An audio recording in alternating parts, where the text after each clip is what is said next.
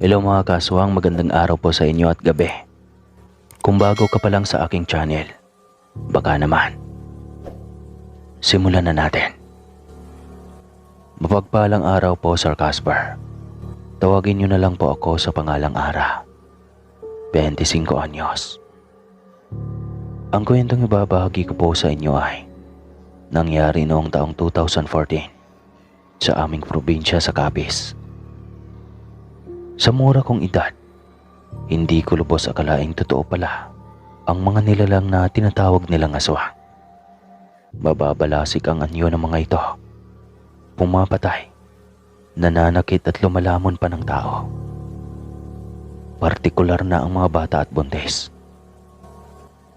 Noong nabubuhay pa si Lola ay busog ako sa kwentong kababalaghan niya. Ang sabi pa noon ni Lola ay maraming iba't ibang kategorya ng mga aswang. Sila yung mga chef-chefter o manggagaya ng anyo, mga vampira, mga mangkukulam at iyong mga versera suckers o maninipsip ng sariwang dugo. Bata pa lang ako ay kinabisado ko na ang tungkol sa mga bagay na iyon. Kaya naman naisip ko na hindi pala magagandang nilalang ang mga aswang. Ilan sa kanila ay kayang pumatay ng walang awa. Kinakatakutan namin ang mga nasabing nilalang at naisip ko, hindi naman siguro sila basta na lang sumusugod sa liwanag at nagkakalat ng lagim. Baka naman sa gabi lang talaga sila lumalabas, kaya kampante akong hindi nila kami masasaktan. Nang mamatay si Lola, labis kaming nalungkot. Iniwan lang kasi kami noong mga panahong iyon kay Lola kaya napilitan si tatay na umuwi at isama na kami saan man siya magpunta. Noong una ay tuwang-tuwa ako. Kahit kasi sa ibang bansa ay nakakarating ako. Nang mai-assign na naman si tatay sa may Iloilo, ay dinala niya naman kami sa Capiz para doon tumira. Aniya, mukhang magtatagal kami sa lugar na iyon dahil marami silang project na kailangang gawin sa lungsod. Ayos lang naman sa akin ang ganitong setup dahil at least hindi na kami gaanong malayo sa kanya. Bali bagong lipat lang po kami doon. Nagmula po kami sa Bacolod. Pero dahil sa trabaho ni tatay ay napilitan kaming magpalipat-lipat ng tahanan para lang makasama sa kanya. Wala kaming permanenteng eskwelahan. Ang nagagawa lang ni tatay para may matutunan naman kami kahit papano ay sa pamamagitan ng pag-hire ng tutor para may makapagturo sa amin kung paano magsulat, magbasa at magbilang. Maganda naman ang bahay na nilipatan namin. May sariling garden, may pool, at malaki ang aming kwarto. Wala na kaming nanay dahil namatay ito nang maipanganak si Julius na bunso kong kapatid. Pagkatapos noon hindi na nga nag-asawa pang muli si tatay. Madalas ko siyang biruin na maghanap na ng jowa, pero tinatawanan lang ako ni tatay. Sabay sabing kami lang daw ay sapat na sa kanya. Hindi na raw niya kailangan na mag-asawa dahil nag-iisa lang si nanay sa puso niya. Tiyanak all. Ngayon lang ako nakatira sa isang subdivision. Kaya magpahanggang ngayon ay hindi ko pa din maiwasang mamangha dahil sa ganda ng tanawing bumubungad sa akin tuwing umaga. May sarili kaming yaya at iilang katulong na nagsisilbi sa lahat ng aming mga pangangailangan.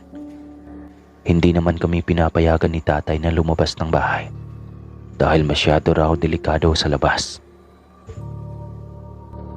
Nagkaroon lang ako ng kuryosidad tungkol sa kung ano ba ang pakiramdam nang maging malaya nang makilala ko ang aming yaya na si Aling Lorena. Taga-Capiz lang din si yaya at stay-in sa aming bahay. Mabait naman siya at palangiti. Pero hindi ko maintindihan si Julius kung bakit parang ayaw niya kay yaya. Parang palagi siyang takot at ni hindi binibigyan ng pagkakataon si yaya na pagsilbihan siya. Minsan ay nagulat ako nang makitang nagtatago siya sa ilalim ng kama habang nanginginig sa takot. Kaya naman nang gagalaiting tinawag ko siya lalo na't masyadong maalikabok doon. Sa halip na matakot sa akin ay naiyak pa siya. Sabay sabing ayaw na daw niyang lumabas. Natatakot siya kay Yaya. Kaya naman madalas ko siyang mapagalitan. Napakabait ni Yaya para katakutan ni Julius. Hindi ko naman siya mapilit na magustuhan ng matanda dahil mahirap talagang pakisamahan si Julius. Yung kusinera namin ay ilang buwan ang ginawang panunuyo bago naging malapit ang loob sa kanya ni Julius. Palagi kasing wala si tatay at inuuwian lang kami. Isang beses sa isang linggo. Alam kong marami kaming pagkain at hindi nagugutom. Nakukuha namin ang mga gusto mula sa damit, pagkain at gadgets. Pero iba talaga yung may tatay na umaasikaso sa amin. Parang ako na ang naging nanay ni Julius at nasasanay na kami sa ganitong plastada. Masaya naman kami. Maliban nga lang sa amin minsan ang takot na nakikita ko sa mga mata ni Bunso tuwing inaasikaso ni Yaya Lorena ang damit niya. Ni hindi siya nagpapaligo kaya ang nangyayari ay ako ang naglilinis sa kanyang katawan para kahit papaano ay maging malinis naman siya mula sa maghapong paglalaro. Dahil dito, mas naging malapit kami sa isa't isa. Halos araw-araw ay ako ang kanyang kasama. Kaya naman nang minsang makita ko nga siya sa ilalim ng kama, ay gayon na lang ang pag-aalala ko sa kanya. Palagi niya niyang ginagawa ang bagay na yon at nanginginig pa siya sa takot. Ang ginagawa ko, inaalo ko si Julius at nilalambing sabay tanong kung bakit palagi siyang nagtatago sa ilalim ng kama. Dati ay tititig lang siya sa akin, sabay yayakap.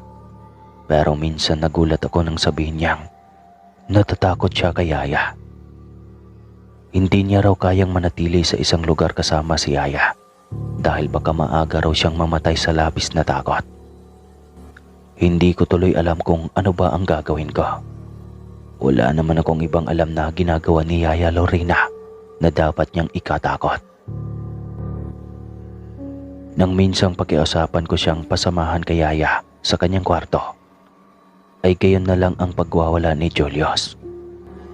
Hindi ko maipaliwanag ang takot na palaging may rehistro sa kanyang muka. Kaya ang ginagawa ko ay kinakausap siya ng masinsinan. Ipinapaliwanag ko sa kanyang hindi naman masamang tao si Yaya Lorena, lalo na at araw-araw niya kaming inaalagaan. Pinagtalunan namin iyon ni Julius, lalo na at lumalaki na siya. Hindi na siya kontento sa mga pag-alo na ginagawa ko. Kaya naman wala akong kamalay-malay na matindi na pala ang takot na nililikha sa puso niya. Isang araw, sa kalagitnaan ng pagkukulong ulit ni Julius sa kanyang kwarto, ay kinausap ko siya. Masinsinang tinanong ko siya kung ano ba ang problema niya kay Yaya Lorena. Tinitigan ako ni Julius na para bang may sira ako sa ulo. Sabay sabi niya na hindi ko raw ba talaga nakikita kung ano ang mga bagay na ginagawa ni Yaya tuwing gabi, lalo na kapag kabilugan ng buwan. Aswang daw si Yaya Lorena at nakita na ni Julius kung paano magbagong anyo si Yaya sa balkonahe palabas ng sala. Sa pagkakataong iyon ay ako naman ang tumitig kay Julius na para bang dalawa ang ulo niya. Sinabi ko pa sa kanya na huwag siyang basta-basta magsasalita nang walang ebidensya. Isa pa ay masyadong mabait si Yaya para pagdudahan niya ng ganoon. Si Yaya Lorena ang naging pansamantalang magulang namin kapag wala si tatay. Siya ang nag-aalaga sa amin at naghahanda sa lahat ng kailangan namin. Isa pa ay nararamdaman ko namang mahal niya kami. Naiinis tuloy ako sa sarili ko dahil hindi ko mapigilang mag-isip ng kung ano-ano habang nakikita ko si Yaya Lorena. Madalas ko siyang matyaga na para bang nahahawa na ako sa mga pinagsasabi ni Julius. Tuwing umaga, Minamatyagan ko ang mga pagkain na inihanda ni Yaya sa amin. Iyon lang naman ang mga normal na pagkain kinakain namin. Pero hindi ko maintindihan ang sarili ko kung bakit para yatang nandidiri ako sa mga iyon ngayon. Ang tapang baka ay kakaiba ang grano at amoy. Parang mas malansa at hindi ko gusto ang lasa. Kapag gusto ko naman ang atay, kakaiba din ang pagkaramdam ko sa tuwing sumusubo at sumasama ang pagkaramdam ko. Maliban na lang kapag nasa bahay si tatay, pagkaramdam ko, normal na pagkain ang inihahain niya sa amin. Pero kapag kami ni Julius lang ang inaasikaso niya, ay tsaka ko lang napapansin ang kaibahan na matagal nang kwento sa akin ng kapatid ko. Ang sabi naman ni Manang kusinera, hindi raw niya maintindihan kung bakit si Yaya ang nagluluto ng aming pagkain. Gayong trabaho niya naman para gawin iyon. Hindi niya din maintindihan kung bakit hindi siya makaangal. Ang ginagawa ko na lang, palihim akong nagtatago ng ilang piraso ng laman mula sa kanyang nilulutong pagkain sa amin. Nagre-reklamo kasi ang ngipin ko na para bang magsusulputan lahat palabas sa gilagid ko, kaya naman nagdududa na din ako.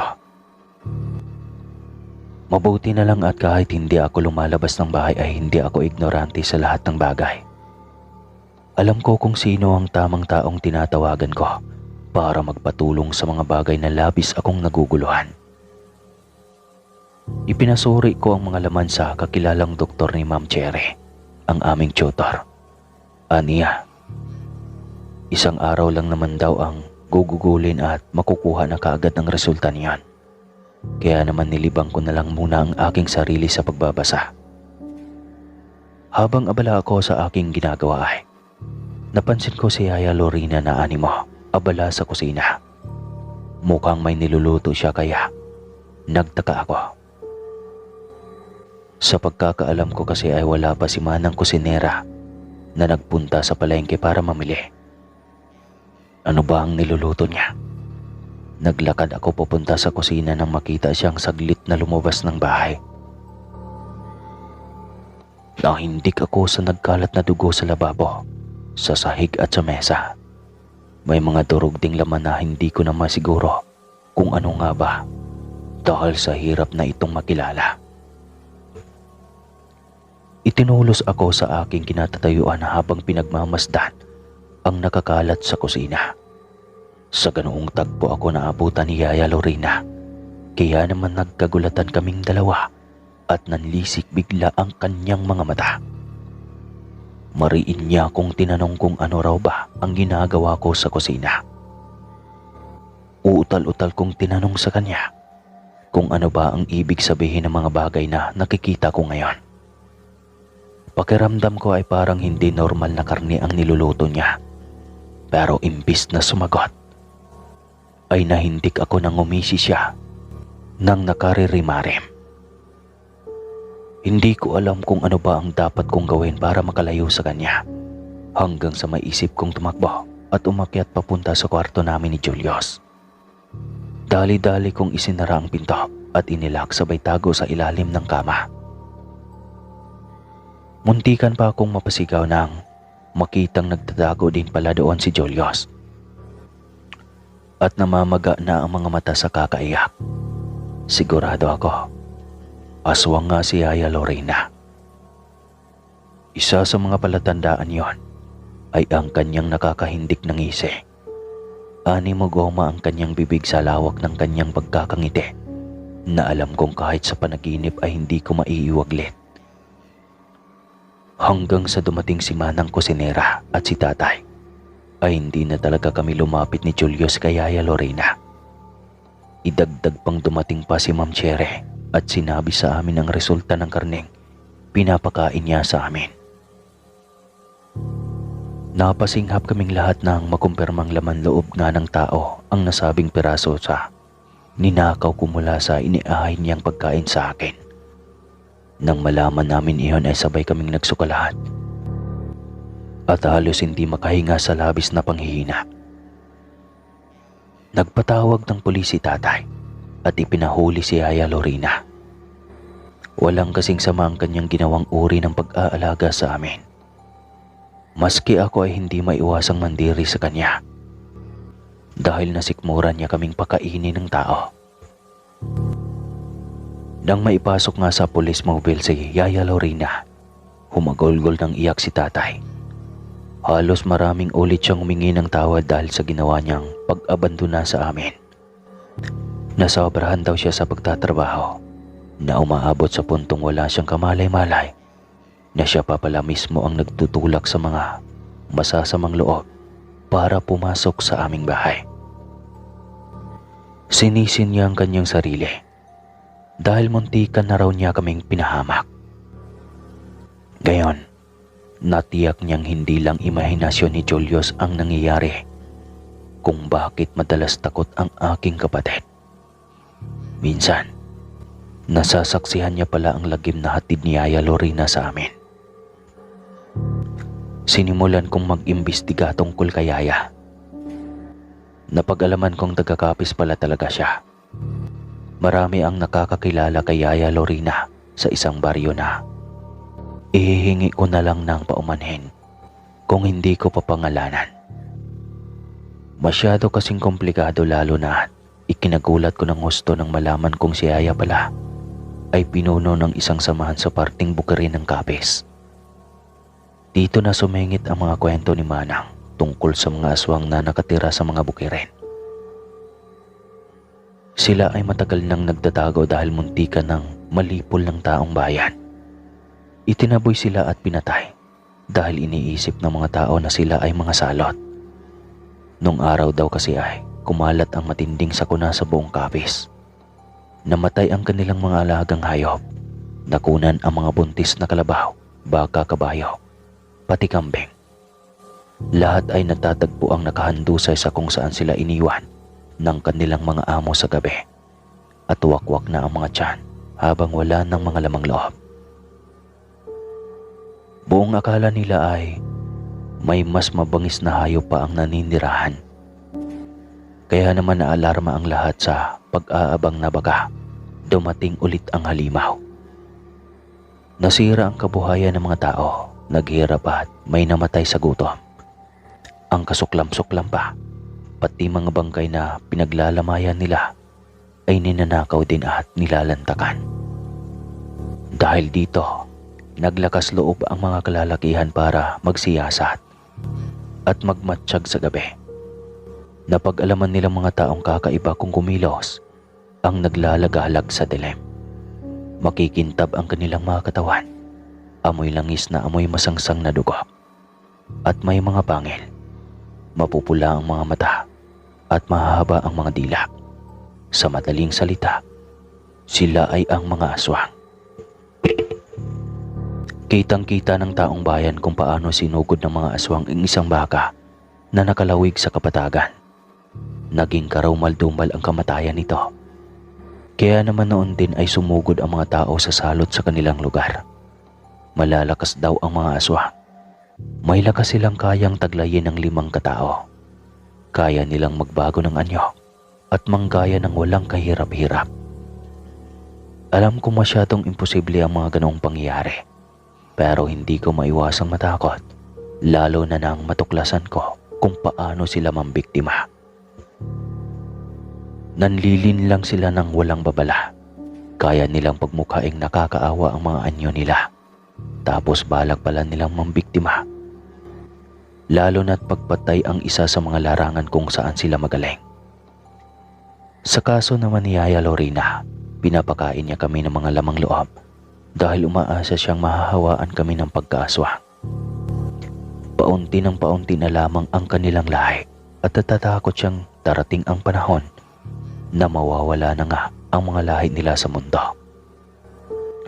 Hindi niya alam kung paano mapaparami ang kanyang kalahi nang walang palahiin, lalo na't puro na lang daw babae ang naiwan sa mga miyembro nila. Una niyang pinagtangkaang hawaan si Julius, ngunit hindi siya nagtagumpay. Sa halip, siya ang nasaktan dahil may medalyong suot si Julius na alam kong bigay pa ni Lola sa amin noong nabubuhay pa ito. May pumoprotekta sa amin laban sa kanya. Kaya ang tanging nagagawa na lang namin ay matakot at tumakbo. Kinagabihan, kabadong isinara ko ang mga bintana ng aming kwarto. Kailangan kasi naming mag-ingat. Isang balita ang nakarating sa amin tungkol sa pagkakatakas ni Yaya Lorena sa kulungan. Basta na lang daw itong nakatakas ng walang sapat na paraan kung paano. Dahil doon, pinuno ko ng mga pangontra ang lahat ng parte ng aming bahay. May mga bawang, langis, buntot ng pagi at pati na banal na tubig. Umaasa akong matatakot si Yaya Lorena sa mga iyon dahil wala kaming balak ni Julius na magpasakop sa kanya. Hindi kami papayag na angkinin niya kami bilang mga bagong tagasunod niya. Lalo na't simulat sa Paul ay kinamumuhian ko na ang maging aswang. Kaya naman kabadong isinara ko ang lahat ng pintong maaari niyang daanan. Alam kong babalikan niya kami. Sana lang, huwag na niya kaming sasaktan. Batid ko naman na kasing siya ang dahilan ng takot sa tuwing nagtatago si Bunso. At lumipas pa ang ilang taon, sa awa ng Diyos ay wala naman ng Yaya Lorena ang nagpakita sa amin. Ngayon po ay bumalik na kami sa Bacolod. At hanggang dito na lang po ang kwento ko, Sir Casper. Maraming salamat po ulit sa lahat ng nakikinig. More power po sa channel ninyo at God bless. Muli po, ako po si Ara ng Bacolod. Alright. Magandang araw po, Sir Casper. At pati na rin sa lahat ng mga tagapakinig. Sana po ay mag-i-enjoy kayo. Ang ikukwento ko po ngayon ay ang tungkol sa nangyari sa asawa ko nang minsang umuwi ito sa probinsya para asikasuhin ang pagkamatay ng nanay niya. Ako nga po pala si Mike, 38 na po. At dito po ako nakatira sa Bulacan ngayon. Bali 10 taon na rin po ako dito. Sa ngayon po ay biyudo na ako ng halos 5 taon na. Angel po ang pangalan ng asawa ko. At magpahanggang ngayon ay hindi pa rin ako nakaka-move on sa pagkawala niya sa buhay ko. Hindi kami nagkaanak pero naiwan sa akin ang lahat ng masasayang alaala na dadalhin ko siguro hanggang sa kamatayan.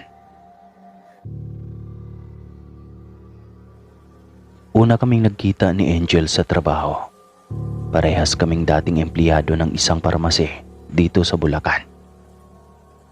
Nagsimula sa simpleng asaran lang. Isang beses kasi tinanong ko ang pangalan niya doon sa kasama niya lagi. Siyempre tinukso kami sa isa't isa, lalo na kapag dumadaan ako sa opisina nila at may kailangan akong ibigay. Puro sutsut at kantsawan ang naririnig namin na gustong gusto ko naman dahil parang na love at first sight ako sa kanya. Hanggang sa inaya ko siya isang beses na lumabas sa day off. Pumayag naman siya at doon na nga nagsimula.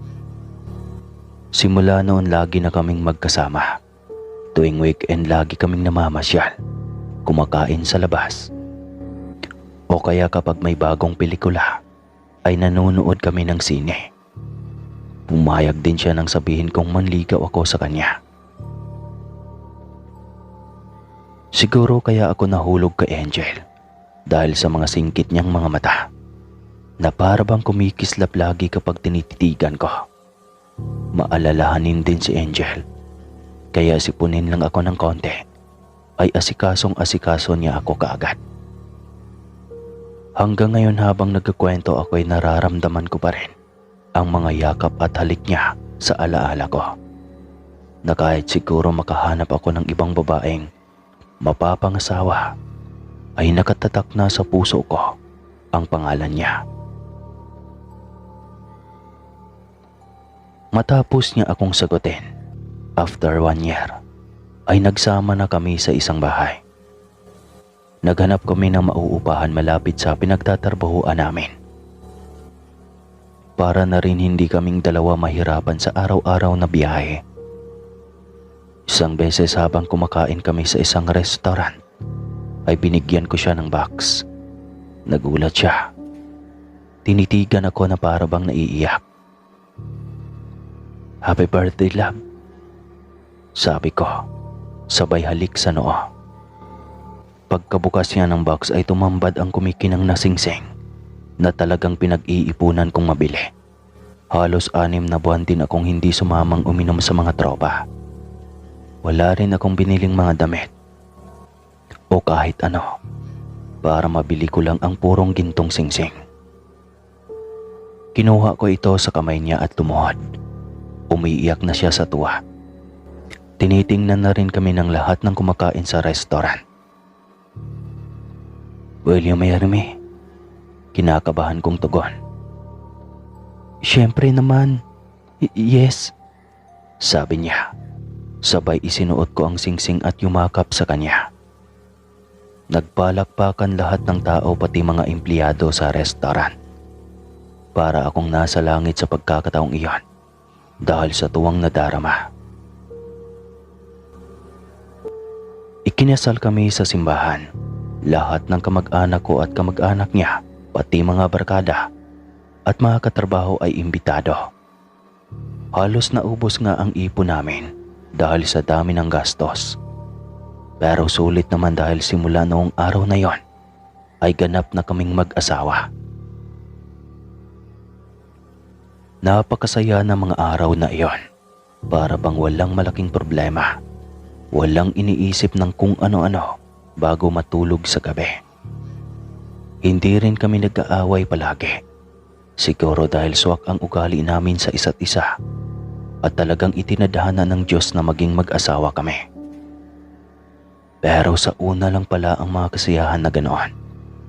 Iniisip ko nga na baka kaya ganoon ako kasaya noon ay dahil babawiin din pala ang lahat ng kasiyahan na yon mula sa akin. Isang beses habang nagkukwentuhan kami sa kama ni Angel, ay bigla siyang nakatanggap ng tawag. Nakilala agad ni Angel ang boses ng tumawag. Si Tito Bal. Matapos ibaba ni Angel ang cellphone, ay tumingin ito sa akin.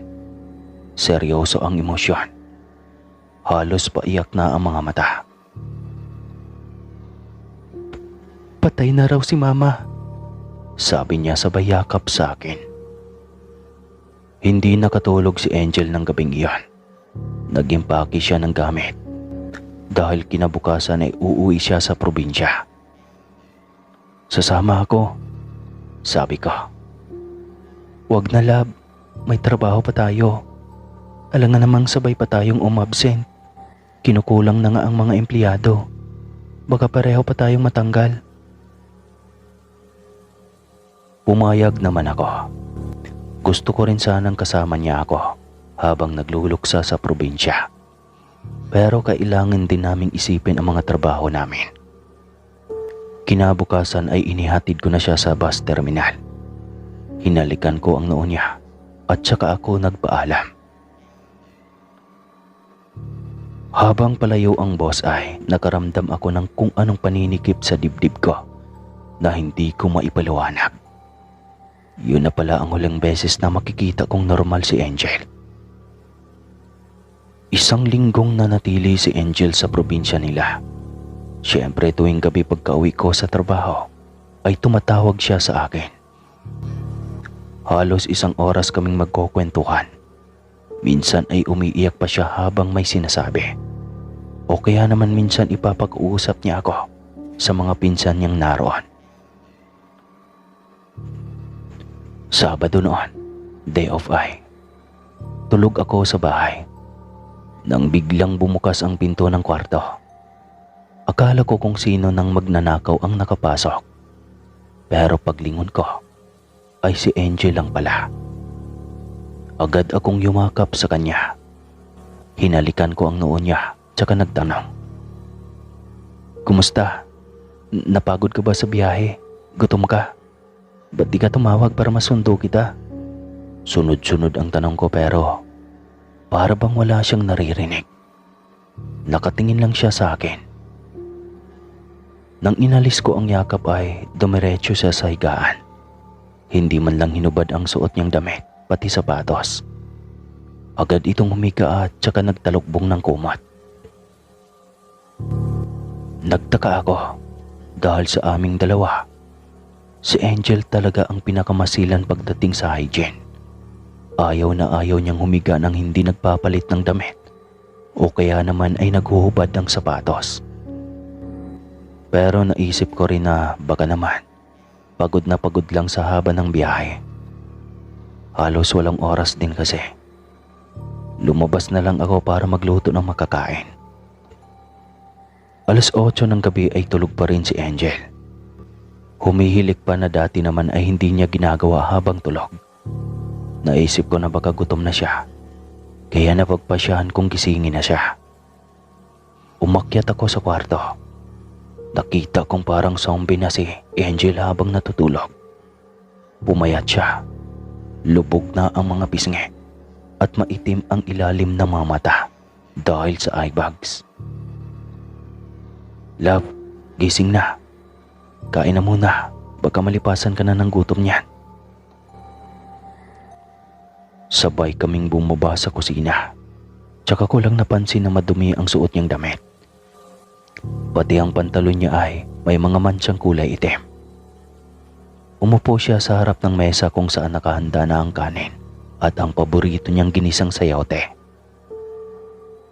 Kain na, love, sabi ko. Tinitigan niya lang ang ulam sa harap. Hindi man lang ginalaw kahit kutsara o tinidor. Ayoko nito. Gusto ko manok. Nagtaka ako sa mga sinabi niya. Paborito niya ang sayote. Sabi niya pa nga sa akin, kaya niyang mabuhay kahit sayote araw-araw ang ulam. Hindi na lang ako nagsalita pa. Lumabas na lang ako para maghanap ng manok na mabibili. Nakahanap ako sa kanto ng fried chicken. Bumili ako ng kalahati at saka dali-daling umuwi. Nasa labas pa lang ako naririnig ko na ang kalansing ng bakal ng kulungan. Pagpasok ko ay tumambad sa akin si Angel.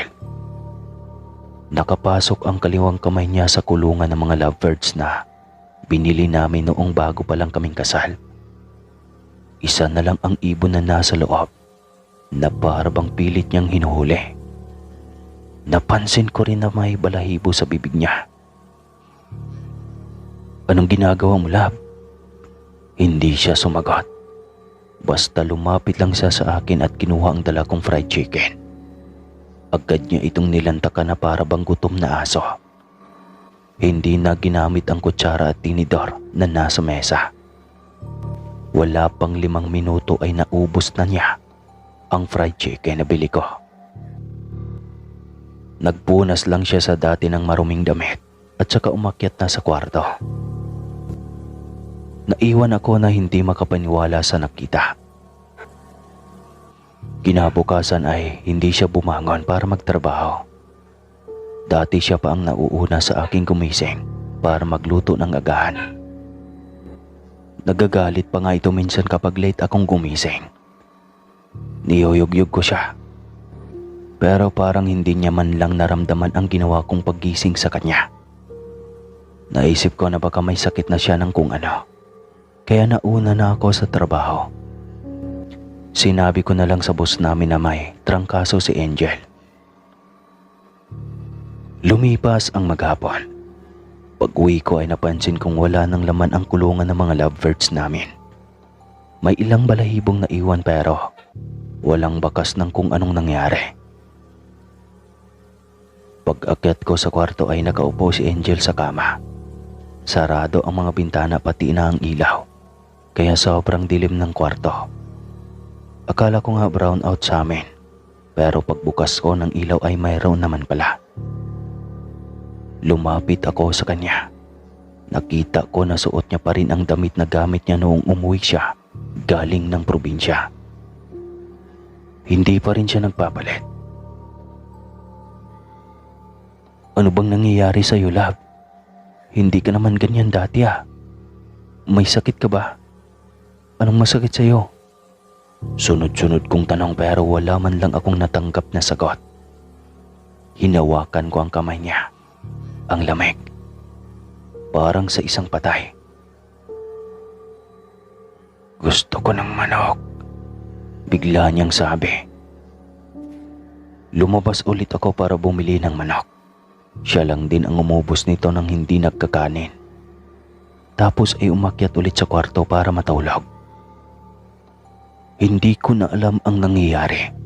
Sobrang nag-alala na ako dahil naging ganito lang naman siya pagkatapos niyang manggaling sa probinsya. Wala akong maisip na pwedeng nangyari doon.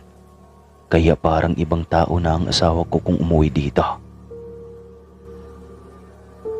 Tinawagan ko ang isang kaibigang nurse para itanong kung ano ba ang mga imposibleng sakit ni Angel kaya siya nagkakaganito. Sabi niya, maaari raw na depresyon dahil sa pagkamatay ng nanay niya.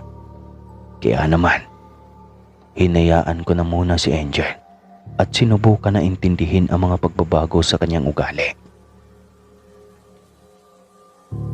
Hindi na rin siya pumapasok hanggang sa natanggal na rin siya sa trabaho. Tuwing umuwi ako ay lagi ko siyang naaabutan sa kwartong madilim. Gustong-gusto niya ang kadiliman at kapag may kaunting liwanag ay para bang natatakot siya. Gabi-gabi ring manok na prito ang ulam niya. Bibilhan ko palagi siya ng isang buong manok pag uwi ko. Dahil alam kong hindi siya nagtatanghalian dahil takot nga siya sa liwanag. Ilang beses ko nang sinubukan na dalhin siya sa doktor pero lagi siyang tumatanggi. Minsan ay hinila ko na siya pababa ng hagdan pero mas malakas na siya kaysa sa akin. Ni hindi ko na siya nagagawang galawin sa pagkakatayo sa pinto. Isang gabi ay pagka-uwi ko sa bahay ay nadatnan ko ang isang patay na pusa sa harap ng pinto ng bahay namin. Wala na itong lamang loob at dugo. Parang sinipsip ng kung anong hayop hanggang sa namatay. Itinapon ko ito sa basurahan at agad na dumiretso sa loob. Sobrang dilim kaya hindi ko siya maaninag. Pero alam kong nakaupo siya sa dulo ng kama. Lumapit ako. Ikaw ba ang pumatay sa pusang iyon? Tanong ko. Kinakamot niya ang leeg at braso. Sagutin mo ko, Angel. Ano bang nangyayari sa iyo? Simula lang nung umuwi ka, ganyan ka na. Hindi ko na alam ang gagawin. Habang tumatagal ay palala ka ng palala. Sigaw ko, sabay hawak sa balikat niya. Tsaka ko lang naramdaman ang mabalahibong balikat niya. Lumingon siya sa akin at pati ang mukha niya ay parabang tinutubuan ng makapal na buhok. Umungol siya na parang aso. Nanlisik na kulay pula ang mga mata. Napaatras ako sa nakita. Sino ka? Agad kong sabi. Ako to, Mike. Si Angel. Ako lang to. Nakita ko ang luha sa mga mata niya. Nanginginig siya. Nagbabagong anyo ako, Mike. Hindi ko alam kung bakit. Hindi ko alam kung paano ito mapipigilan. Nakita ko na pati mga ngipin at kuko niya ay humahaba rin. Para bang hindi siya nagputol ng kuko sa loob ng isang taon. Ayoko na nito, Mike. Umiiyak na siya. Dadalhin kita sa doktor. Sagot ko sa kanya. Hindi nila kayang gamutin ang nangyayari sa akin. Sa albularyo mo ako dalhin. Walang pag-alinlangan ay agad ko siyang isinakay sa kotse. Tinalokbungan ko pa ang ulo niya ng kumot dahil nasisilaw daw siya sa liwanag. Nagtanong-tanong kami sa kung saan-saan at may nagturo sa amin ng isang albularyong nakatira raw sa isang liblib na barangay sa sunod na bayan. Bali sa Pampanga po ito. Nang pumasok kami sa bahay ng albularyo, ay agad itong nagsalita kahit hindi pa naman kami nagtatanong. May demonyo sa loob mo, sabi ng albularyo na tinatawag na Mang Emyo sa lugar nila. Tinuro niya si Angel at parang natakot na manok ang naging reaksyon ni Angel. Ikwento ko ang nangyari kay Angel doon kay Mang Emyo. Kung kailan siya umuwi, kung anong nangyari pagkatapos siyang umuwi at mga kakaibang bagay na napansin ko na nagbago sa kanya. Pinitik ni Mang Emyo ang daliri niya sa harap ni Angel at biglang nakatulog si Angel. Tsaka niya ako kinausap. Unti-unting naging ganap na aswang ang asawa mo. Tinitigan ko siya na para bang sinabi niya sa akin na magugunaw na ang mundo bukas. Hindi ako makapaniwala. Paano naman po nangyari yon, Manong? Tanong ko. Ganito raw ang nangyari, sabi ni Mang Emyo. Maaari raw na ang namatay na nanay ni Angel ay isang aswang. Matapos itong mamatay ay naglakbay sa kung saan ang itim na sisiw na nakapaloob sa katawan nito. Maaaring habang naroon si Angel, pwedeng gabi habang natutulog ay pumapasok ang ligaw na sisiw sa katawan ni Angel nang hindi nito nalalaman. Pagka-uwi niya ay tsaka lamang lumabas ang mga sintomas sa pagbabagong anyo ni Angel patungo sa pagiging aswang. Hindi ko alam kung anong magiging reaksyon ko. Magagalit ba ako o matatakot? Kailangang alisin ang itim na sisiw sa loob ng katawan ng asawa mo. Walang ibang dulot ang itim na sisiw na ito kundi paghihirap at kasamaan. Sa oras na maging tunay na aswang na ang asawa mo, ay hindi niya makokontrol ang sarili niya. Papatay siya ng papatay para lang mapunan ang gutom niya sa laman. Paliwanag ni Mang Emyo. Kaya mo po ba? Kaya ko, pero babalaan kita bago ko ito gawin. May tsansa na mamatay ang asawa mo sa gagawin nating pagtanggal ng itim na sisiw. Hindi na ako nagdalawang isip pa. Sinabi ko kay Mang Emyo na magbabayad ako ng kahit magkano para lang matanggal ang sisiw. Inihanda ni Mang Emyo ang gagawin. Nagtirik siya ng 3 kandila sa harap ng altar ng santo at saka kumuha ng mainit na tubig mula sa termos. Inilagay niya ito sa baso at inihalo ang kulay itim na abo mula sa garapon sa mainit na tubig. Bumula-bula pa ang tubig ngunit nang lumaon ay luminaw ulit ito. Para bang hindi hinaluan ng itim na abo.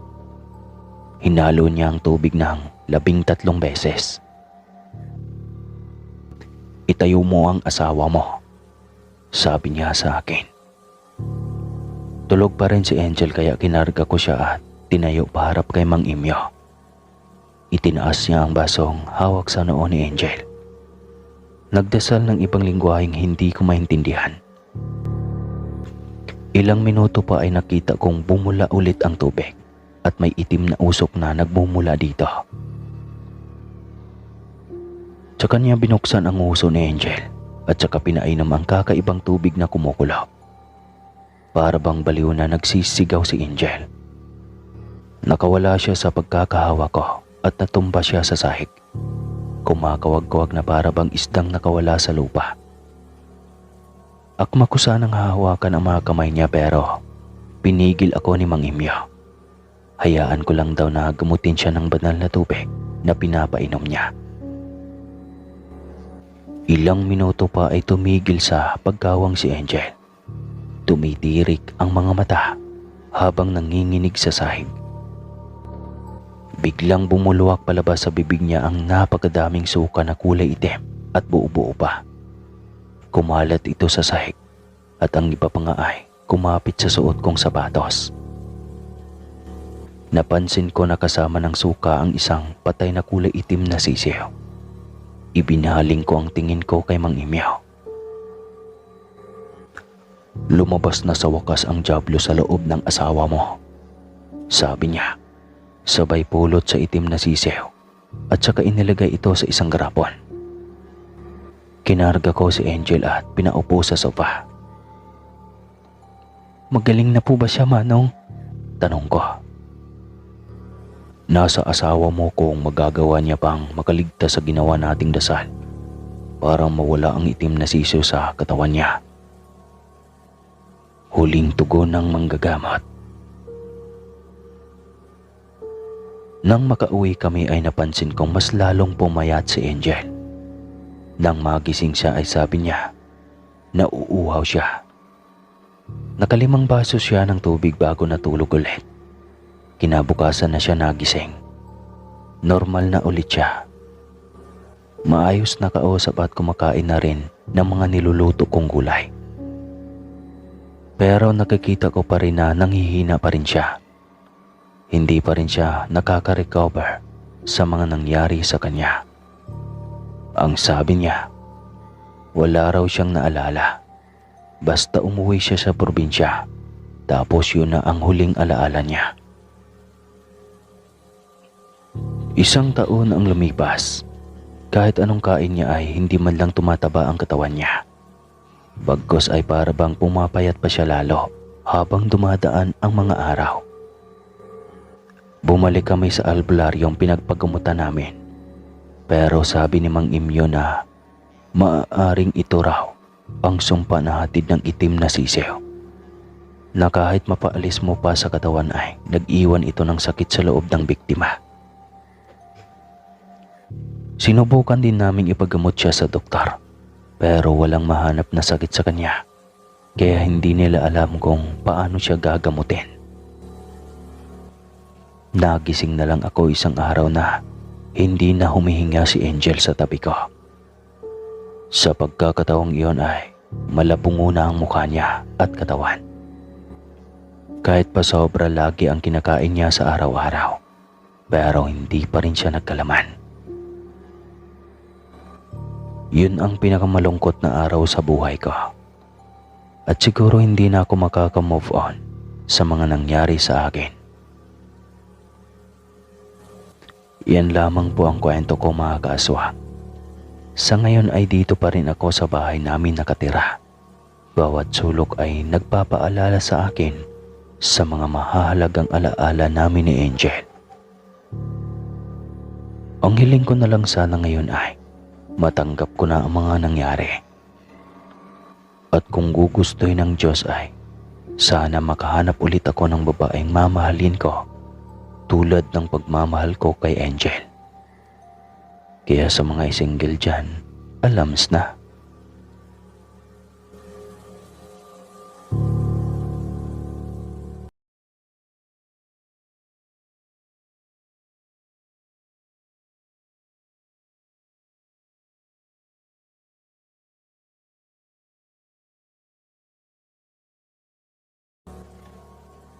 Mapagpalang araw, Sir Casper. Tawagin niyo na lang po ako sa pangalang Anya. Ako po ay 28 anyos at isang manager ng isang antique shop. Ang may-ari po nitong pinagtatrabahuan ko ay si Madam Amara, na isang 32 na byuda. Medyo bata pa siya, no? Wala siyang anak at namatay ang kanyang mister sa isang aksidente. Pagkatapos lang daw ng kanilang kasal. Grabe saklap. Nakita ko nung minsan sa litrato ang kanyang mister at masasabi kong napakakisig nga naman ito. Sayang nga lang at maagang namatay ang lalaki. Gusto ko sanang ibahagi ang isang nakakatakot na karanasan ko na nangyari noong taong 2017 sa mismong antique shop ni Madam Amara. Na nasa parting Kabisayaan lang, pero hindi ko na lang po babanggitin ang nasabing lugar. Lalo na at marami po ang nakakaalam ng kwentong mula nang maipaalam ko sa lahat ang mga nangyari.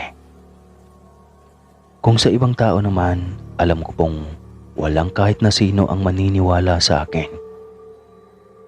Itinago kasi sa media ang tungkol sa mga bagay na ito sa takot na masira ang ekonomiya ng buong lungsod.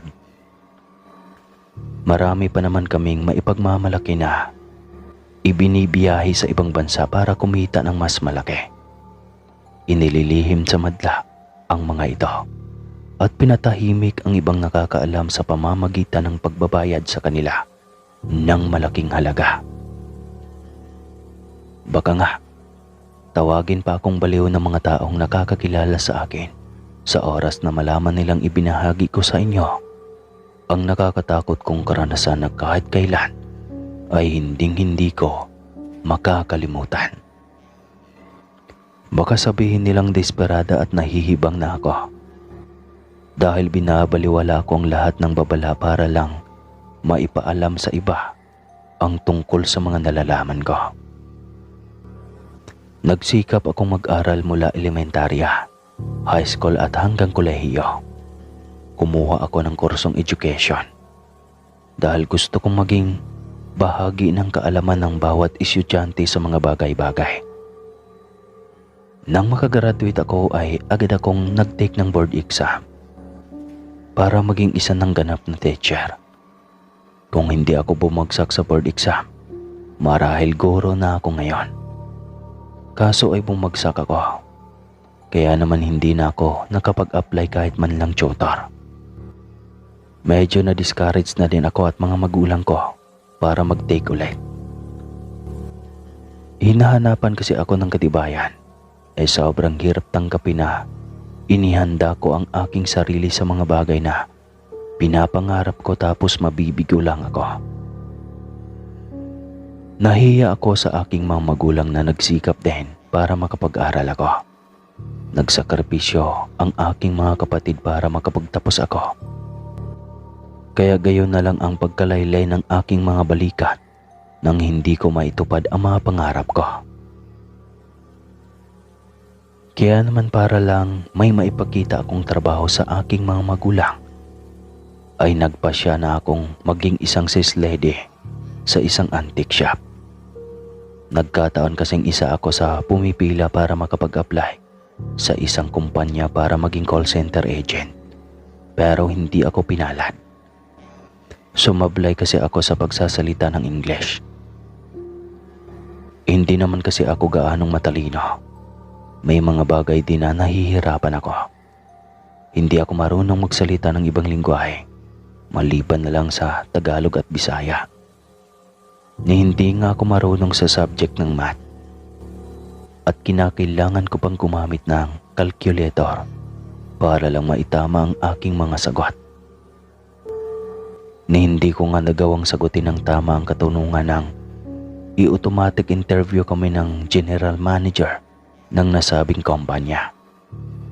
Ang masakla pa, pinagtawanan ako ng mga kasamahan ko dahil ako lang ang bukod tanging hindi nakapasa sa interview. Pakiramdam ko tuloy, nangulilat ako. Lupaypay akong lumabas ng gusali at hindi na napigilan pang maiyak. Pakiramdam ko, aping-api ako ng mga panahong iyon. Lingid sa aking kaalaman ay matagal na pala akong pinagmamasdan ng isang ginang sa tapat lang.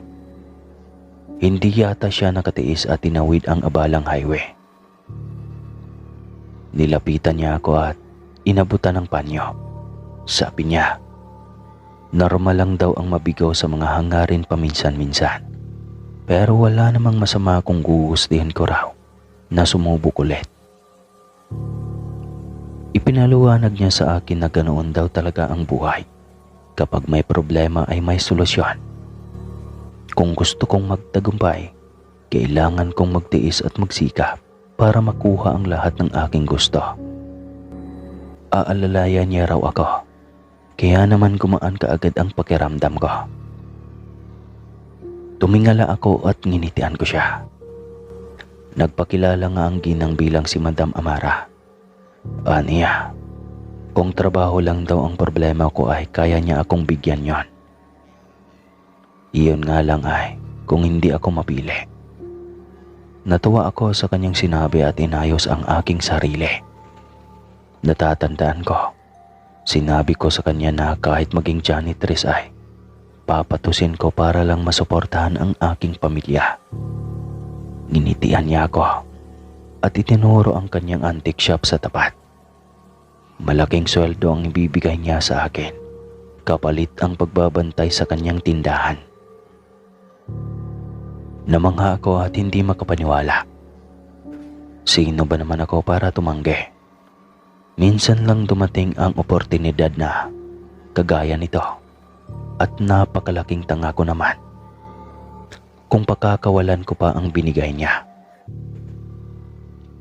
Kailangan niya raw ng tindera doon dahil may bago siyang itinayong branch ng antique shop sa ibang lugar at hindi na niya kayang asikasuhin isa-isa ang mga ito.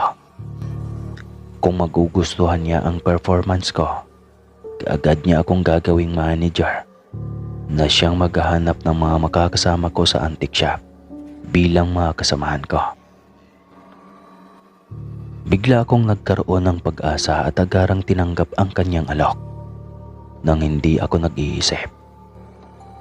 Hindi ko kasi inaakala na sa kabila ng laki ng sweldong ibibigay niya ay may nakatago palang lihim sa kanyang mga panindang antiko na nakatalagang magbigay sa akin ng sindak pagdating ng panahon.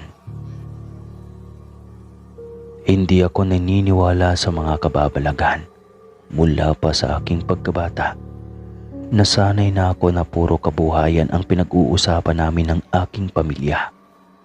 Wala kaming panahon para makipagtsismisan at magkalat ng kung anong-anong mga hindi magagandang balita sa ibang tao. Hindi ko alam na magbabago pala ang pananaw kong iyon pagdating ng araw na nakatakda na akong magtrabaho sa antique shop. Hindi ko inisip na may mga bagay palang imposibleng mangyari pero nakikita ng ating mga mata. May iilang nagpupunta sa antique shop para bumili ng mga antigong kagamitan. Agaw pansin naman talaga ang lahat ng paninda ni Madam Amara, lalo na ang mga antigong aparador. Nang sabi ay galing pa sa mga katutubo mula sa Mindanao. Sa tansya ko ay nasa 3 ang aparador na nakatago sa loob ng shop at hindi basta nabibili lang sa murang halaga. Sinipat ko ng tingin ang mga iyon. Higit sa karaniwan ang aparador na nasa gitna. Masyado itong maliit at makulay ngunit nakakandado. Nang tanungin ko naman si Madam ay sinabi niyang huwag ko na raw tanungin kung ano ang laman yon. Dahil hindi naman daw niya ibebenta ang isa sa mga aparador. Iyong 2 lang daw ang ipapakita ko sa mga customer. Sabi niya kasi, may mahalagang alaalang iniwan sa kanya ang aparador na iyon mula sa kanyang asawa.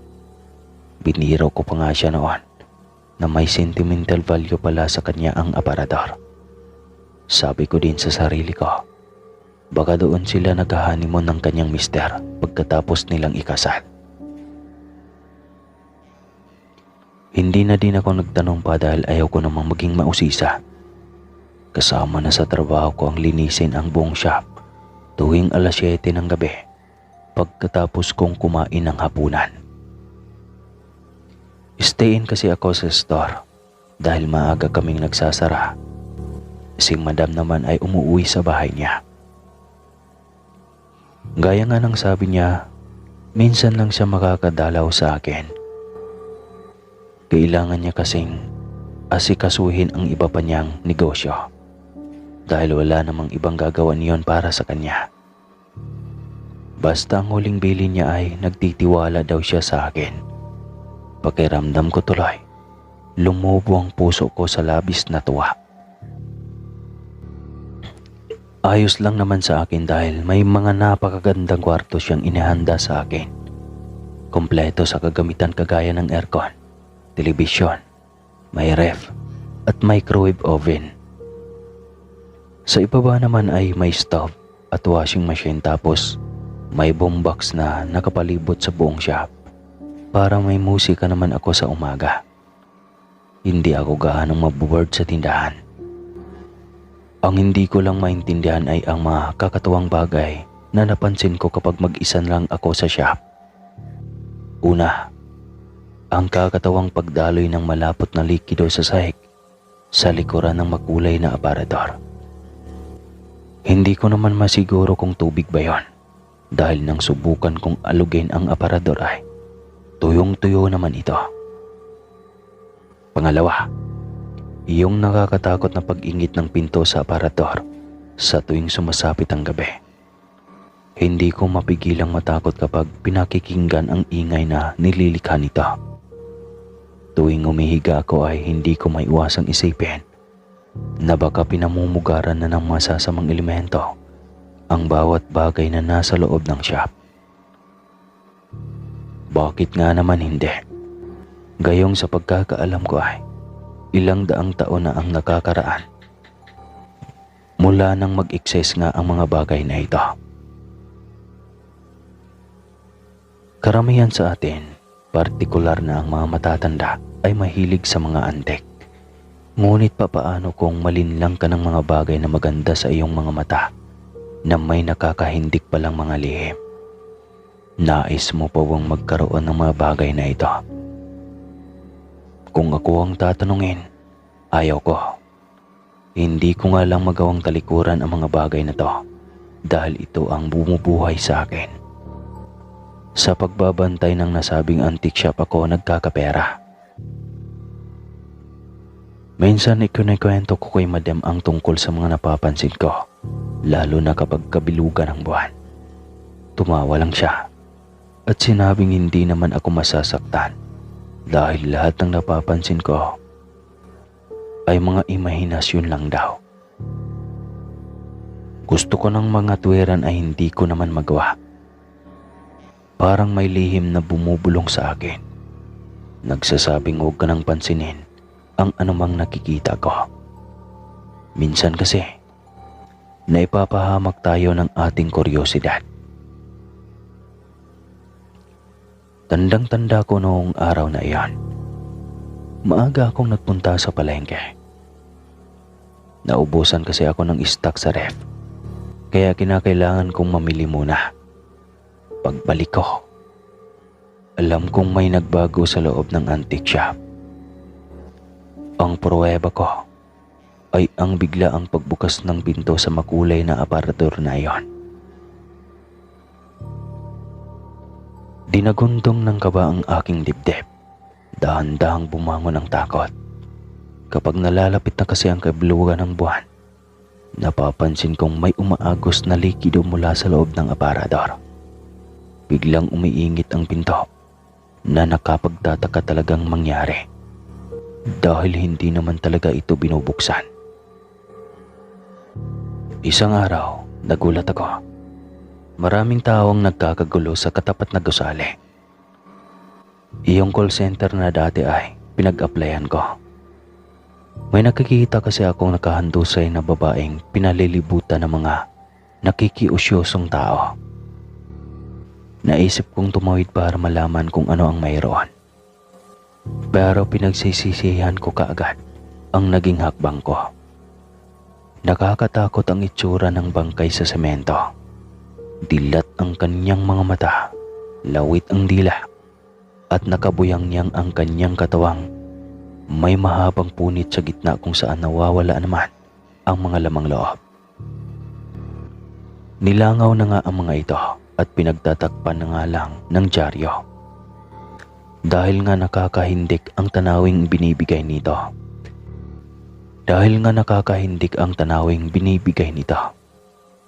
Napatakip ako sa bibig dahil sa aking nakita. Ang sabi ng ilan sa mga residente, hindi raw gawain ng matinong tao ang krimeng iyon. Baka raw sa panahong ito ay may mga nabubuhay pang aswang na nagkukubli lang para makahanap ng tiyempo para mambiktima. Dahil sa aking nalaman ay dali-dali akong tumawid pabalik sa antique shop at hindi na lumabas pang muli.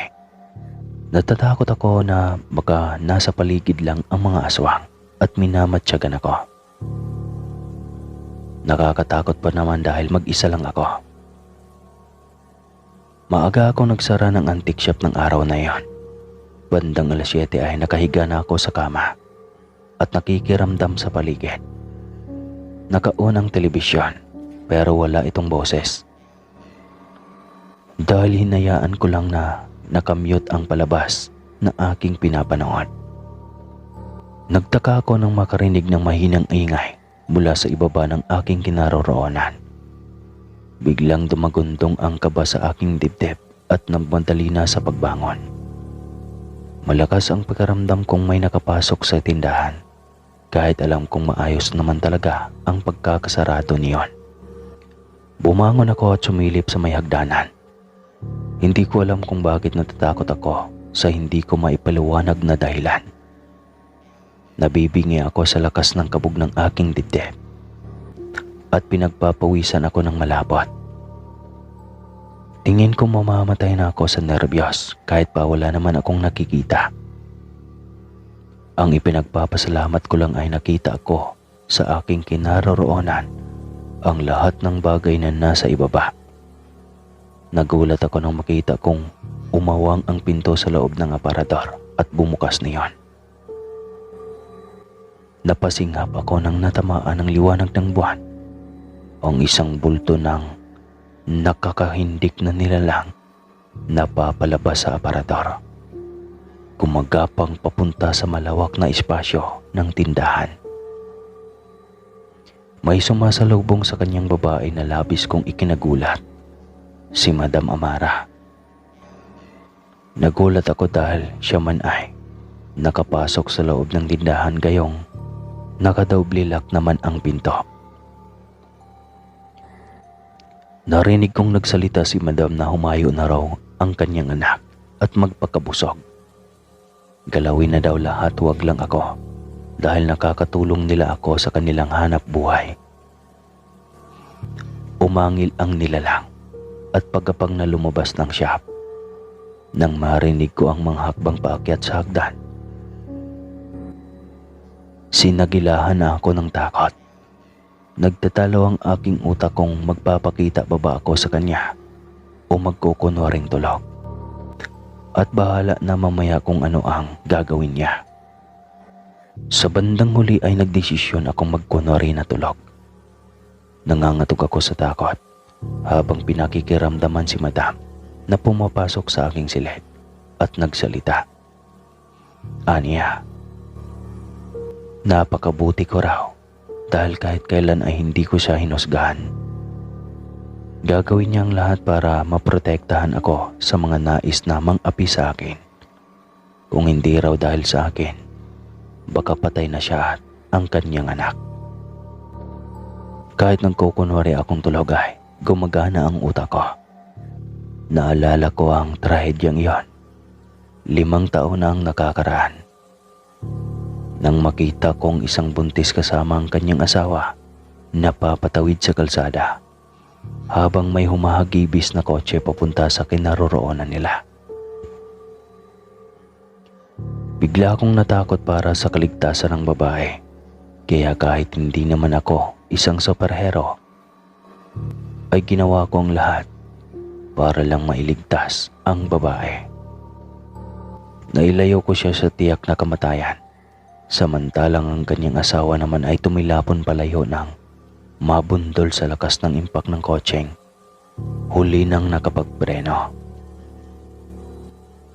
Sa totoo lang, gustong-gusto ko nang magsisigaw sa takot ng mga panahong iyon. Pero hindi ko naman magawa. Masyadong mabuti para sa akin si Madam Amara. Sumusumpa akong walang kahit na sino ang magtataboy sa kanila palayo, dahil alam ko kung gaano kahirap ang mahusgahan bilang isang masamang nilalang kahit na ang totoo ay nagpapakabuti naman tayo. Napagalaman kong ang mga binibiktima pala ng aswang na nasa aparador ay iyong mga taong maiitim ang budi at kumakain ng masasamang gawain, iyong mapanghusga at maraming malisya sa katawan. Hindi naman ako pinapakialaman ng nilalang. Napagtanto kong ang likidong umaago sa likuran ng aparador ay ang laway niya pala na hindi mapigilan sa pagtulog. Nakasili pala siyang palagi sa akin sa tindahan at tinatandaan ang mga taong gumagawa sa akin ng masama. Malaki ang aking sweldo, sa totoo lang. Maraming benepisyo at para akong may-ari ng tindahan. Pero hindi ko kayang manatili sa isang lugar na alam kong puno ng kababalaghan na magiging dahilan para matakot ako sa pang-araw-araw kong ginagawa. Hindi ako nakatiis at nagpaalam ako kay Madam Amara. Sinabi ko sa kanya na kailangan ako sa aming tahanan, kaya hindi ako nagpapigil sa kanya kahit na sinabi niya sa aking titriplihin niya ang sahod ko. Hindi kayang tumbasan ng anumang halaga ang kapanatagan ng loob na gusto kong makamit habang nabubuhay ako. Ayokong magtatrabaho sa isang lugar na alam kong may halimo na nagtatago at naghihintay lang na matuklasan ko. Hanggang dito na lang po ang kwento, mga kaswang. Maraming salamat po sa pakikinig. More power po sa inyong channel at God bless. Muli po, ako po si Anya ng Visayas. Mapagpalang araw, Sir Casper. Tawagin niyo na lang po ako sa pangalang Kenneth. Ako ay 53 anyos na, tubong Tagamuhon sa parting Negros. Ang kwentang ibabahagi ko po sa inyo ay nangyari noong taong 1999 sa isang banyagang lugar sa San Carlos.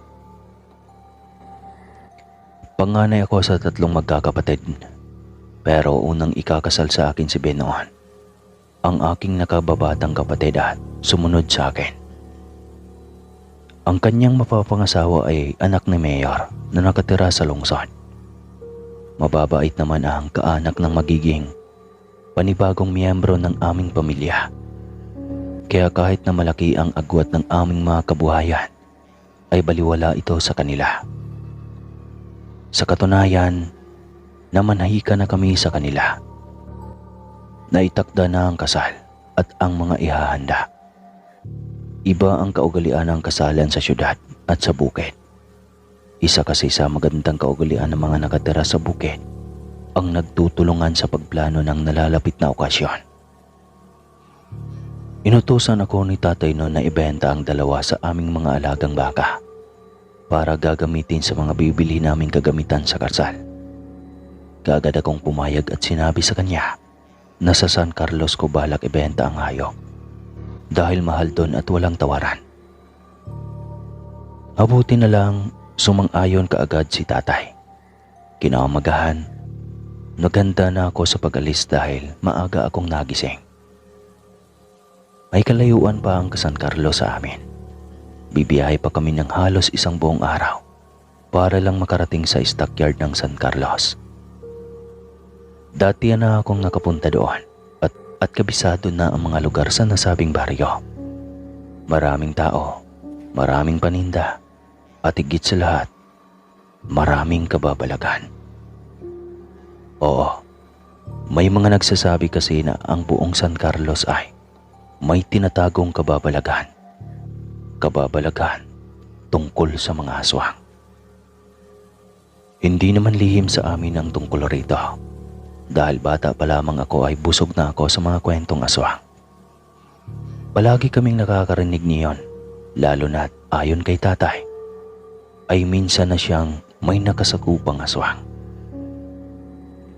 Nakasanayan ko nang marinig ang tungkol sa mga sinasabing nilalang, pero ang tanging magagawa ko lang ay ang maghanda ng pangontra laban sa kanila. Delikado kasing kaharap ang mga aswang. Marami silang mga kakayahan na pwede nilang gamitin para makapangbiktima. Nang umalis nga ako sa aming bahay ay puno ako ng mga paalala at kung ano-ano pang mga bilin tungkol sa mga dapat gawin kapag may nakaharap kami ng ganoong uri ng nilalang. Mabuti na lang, hindi gaanong matao nang dumating kami sa lungsod ng San Carlos. Hinanap namin ang lugar kung saan kailangang presyohan ang mga dalang hayop ng mga komprador. Nakakatuwa kasi nga naririnig ko ang pagtatawaran ng mga tao. May ilang pagpipilian pa ng magagandang klase ng hayop. Kinalabit ko ang kasama kong si Albert, ang aking kababata, bale best friend ko. Sinabi ko sa kanya na mas maganda kung maghiwalay kami. Dalawa kasi ang stockyard ng San Carlos. At magkakanya-kanya muna kami sa pagtatanong kung saan banda ang may mas mahal ang presyo. Dahil doon namin ibebenta ang dala naming 2 baka. Habang naglalakad, napakunot ang aking noo nang mapansin ang ilang grupo ng mga taong papunta sa maliit at makipot na daanang natataniman na ng malalaking tubo. May mga dalang hayop din ang mga ito, kaya naman wala sa sariling napasunod ako sa kanila. Naririnig ko ang dalawang nauuna sa akin na nagbubulungan, pero malalakas naman ang boses. Tingin ko, komprador ng mga baka at kalabaw ang dalawang iyon. Para kasing nakita ko na sila dati sa muhon na namimili din ng mga hayop. Panay ang tanong noong mas bata pa sa kanila kung sigurado ba talaga ang kanilang kasama na iyon ang lugar papunta sa bagong paradahan ng mga hayop. Ito raw ang bagong stockyard sa buong San Carlos, kung saan gustong ipakatay ng isang mamimili ang kanilang hayop ay pwedeng-pwede, lalo na't may katayan daw sa nasabing lugar. Sumunod ako sa kanila dahil umaasa akong mahal ang kuha ng mga mamimili doon sa aking dalang baka. Ang sabi ni tatay, pwedeng dito na din daw kami mamili para isang lakad na lang. Nang makalagpas kami sa malawak na tubuhan, napansin kong may mas nauuna pa pala sa 2 komprador. Isang lalaki na sa tingin ko ay kasing edad ni tatay. Hila-hila niya ang isang payat, nangangayat at kulay puti na may pantal-pantal na itim sa balat na baboy. Napansin kong nahihirapan siyang dalhin ito papasok sa stockyard dahil parang nagkikipaghilahan pa ang baboy sa kanya na animoy. Takot na takot. Mukhang ayaw niyang magpabenta pero syempre, sa isip ko na lang pinagtatawanan ang matandang lalaki. Mas nauna pa ako sa kanya pupunta sa malawak na bulwagang napapalibutan ng barbed wire. May tila gwardya sa may entrance na naniningil naman ng 10 piso. Kaagad akong nagbayad at pumasok sa loob. Kasunod ko pala yung matandang lalaki habang hila-hila din ang kanyang dalang baboy. Nagtaka ako nang matitigan iyon. Para kasing hindi pangkaraniwan ang buhok ng baboy sa kanyang ulo. Para kasi itong buhok ng tao. Idagdag pang tila may sariling diwa ang baboy na nakapagtatakang naiintindihan ko. Parang nagpapaawa at nakikiusap. Biglang sumikdo ang aking dibdib sa hindi ko maipaliwanag na dahilan. Gusto ko mang tuklasin iyon ay hindi ko naman magawa. Hinila na ng tuluyan ng matanda ang baboy sa loob ng isang katayan dahil tinulungan na siya ng isa yata sa mga trabahante doon. Biglang hindi ko napigilan ang matinding udyok ng kuryosidad. Sinundan ko ang mga ito sa katayan. Pero nakasara ito, kaya naman sumilip ako sa likuran kung saan walang tao. Ang bakang dala ko ay itinali ko na muna sa isang gilid tsaka lumapit sa kawayang dingding. Nakita ko kung paano pinagtulungang buhati ng mga tao ang baboy. Nakaipayat naman pero nanlalaban pa. Nang mailagay ang baboy sa mesa ay nagulat ako at nakailang kusot pa ang aking mga mata. Hindi ko alam kung pinaglalaruan ba ako ng aking imahinasyon o hindi. May nangyari kasing kakaiba sa loob. Habang kinakatay nila ang baboy ay animoy tao ito kung makasigaw. Ilang saglit pa. Dahan-dahang nagkaroon ng kamay at paa ng tao ang baboy. Nanginig ako sa labis na takot nang makita ang kakaibang pagbabago nito ng anyo.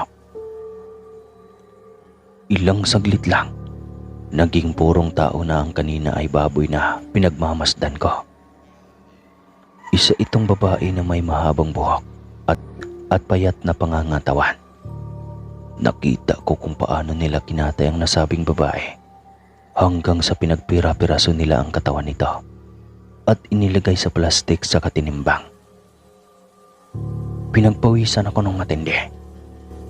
Sigurado akong mga aswang lang ang may kakayahang gumawa ng mga ganitong bagay. Itinulos ako sa aking kinatatayuan at mabilis na gumana ang aking isipan. Habang pinakikinggan ang malakas na pagbagsak ng itak sa katawan ng babaeng iyon, ay unti-unti akong pinanghihinaan ng loob.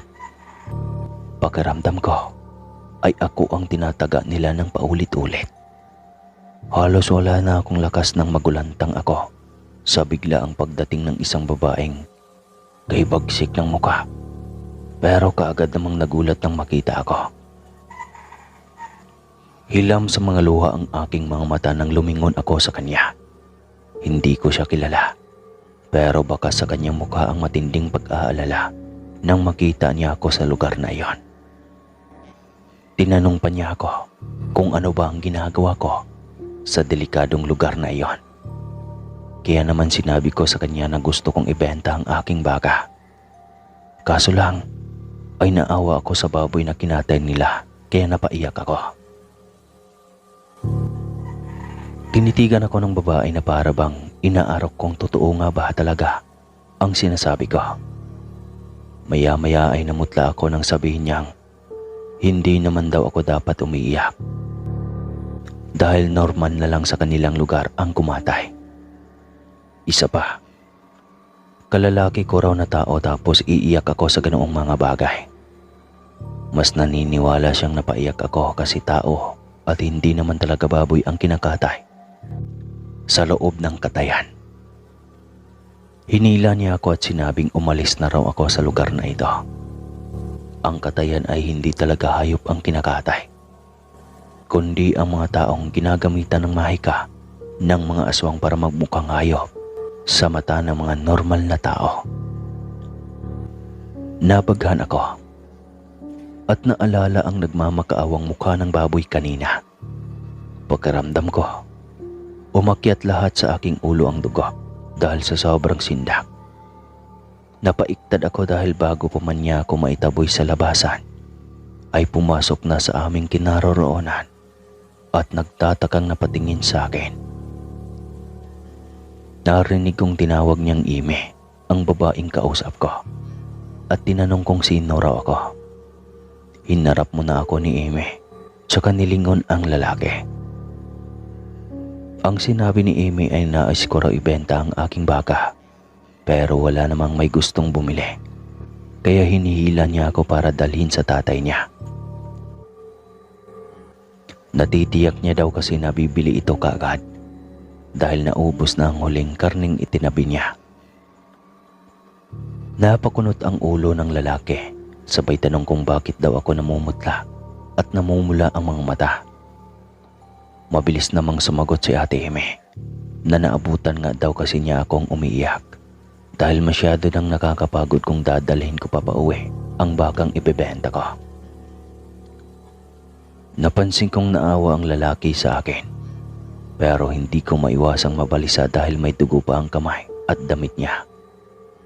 Kanina, siya ang nasilipan kong gumilit doon sa liig ng inosenteng babaeng nag-anyong baboy. Inaya niya ako sa pinaka-opisina nila at hindi pa din ako hinihiwalayan ni Ime. Binulungan niya ako at sinabing kumalma lang ako para huwag mapahamak. Namangha ako nang ipatimbang nila kaagad ang baka, tsaka ako binayaran ng triple kaysa sa nararapat na halaga. Ayon pa sa kanilang dalawa, hindi na raw ako dapat bumalik dito. Inamin kasi sa akin ng kuya ni Ime na sa unang tingin niya ay alam na niyang hindi nila ako kaure. Nagmakaawa ko na wag nila akong sasaktan, pero tumawa silang magkapatid. Hindi naman daw sila talaga ganoon kasama. Ang pagkatay ay ginagawa lang nila bilang pagpapakita ng utang na loob nila sa mga aswang na sumagip sa kanila. Noong minsan ay malagay sila sa bingit ng kamatayan. Matagal na daw napatay ang kanilang mga magulang at hindi rin sila nagpahawa ng mga dugong aswang. Ang gusto lang nila ay ang makatulong sa mga aswang bilang kapalit ng pagbuhay ng mga ito sa kanila. Naawa ko bigla sa dalawa pero hindi sila kababakasan ng takot sa mga mukha. Ang sagot nila sa akin ay sanay na sila sa ginagawa at alam naman nilang hindi sila aanuhin ng mga iyon. Habang inihatid ako ni Amy sa labas ay panay ang paalala niya sa akin. Kung sakaling maligaw naman ako sa kabilang ihawan, magpanggap akong kauri nila para hindi ako sakta ng mga aswang. Nagpasalamat ako sa kanila at saka lumabas ng nasabing stockyard. Naalala ko kasi si Albert at kailangan ko siyang puntahan. Nanginginig pa ang mga paa ko nang lumabas ako at humakbang papunta sa tapat. Napapansin ko kasing napatitig sa akin ang mga tao.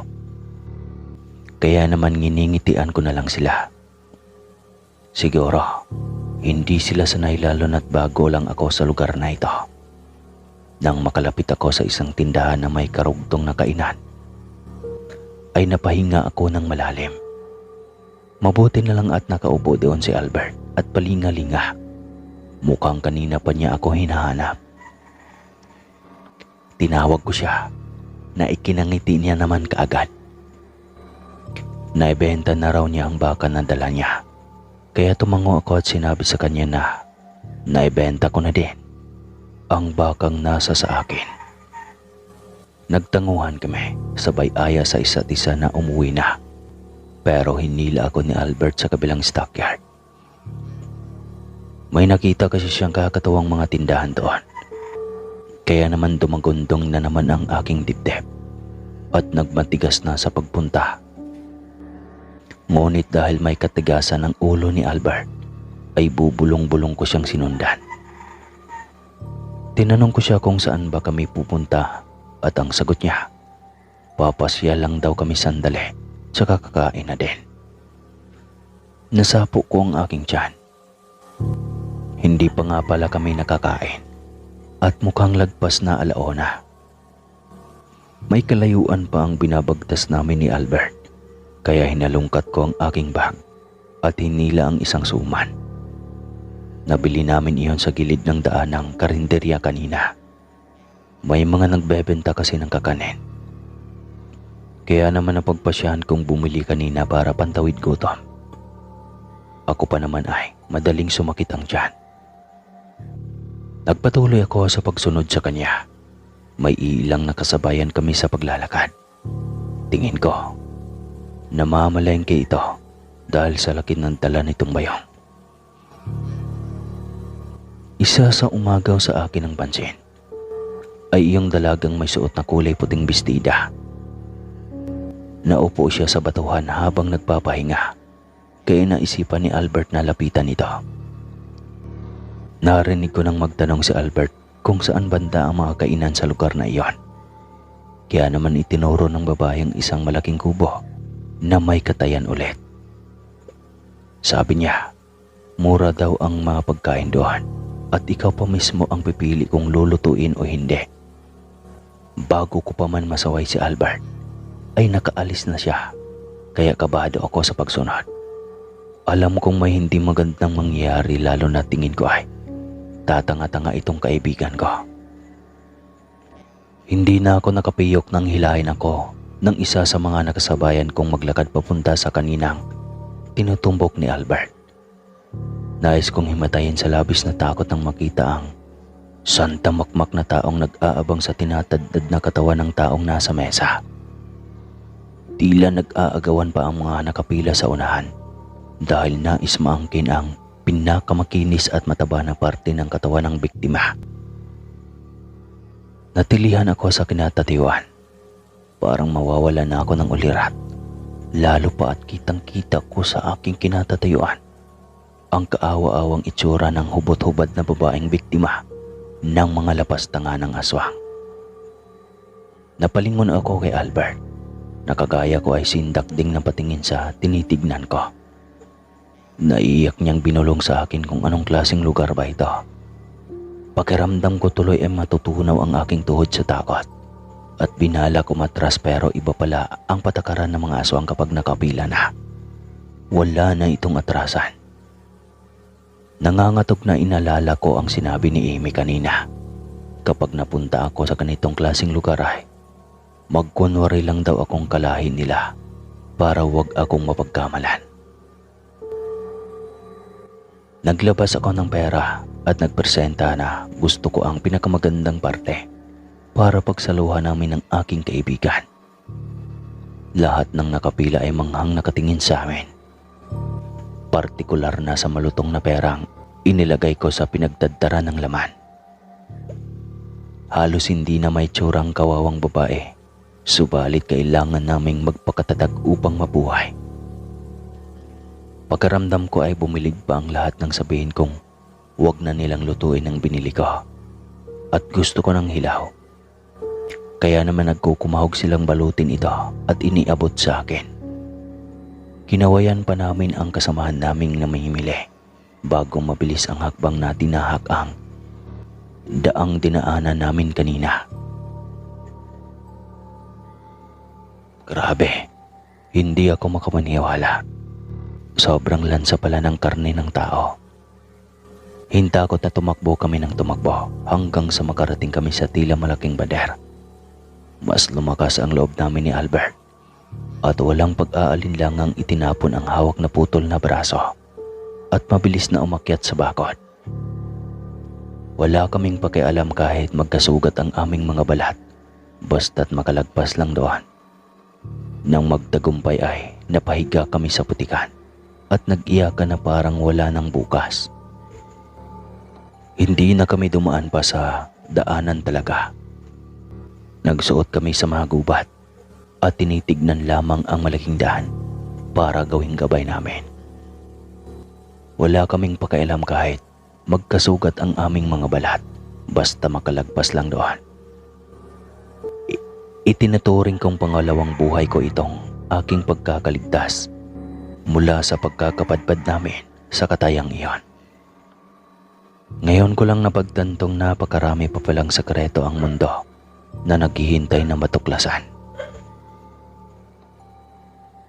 Gayunpaman, pinili na namin ni Albert na huwag nang ipagsabi kahit kanino ang tungkol sa aming nalaman sa isang parte ng San Carlos. Alam kong kagaya din natin sila, nagsisika para mabuhay. Lamang, iba ang kanilang pamamaraan at paniniwala. Kagaya natin, may sarili din kasi tayong paniniwala na alam kong hindi rin nila kayang intindihin bilang mga aswang. At hanggang dito na lang po ang aking kwento mga kaswang. Maraming salamat po sa lahat ng nakikinig.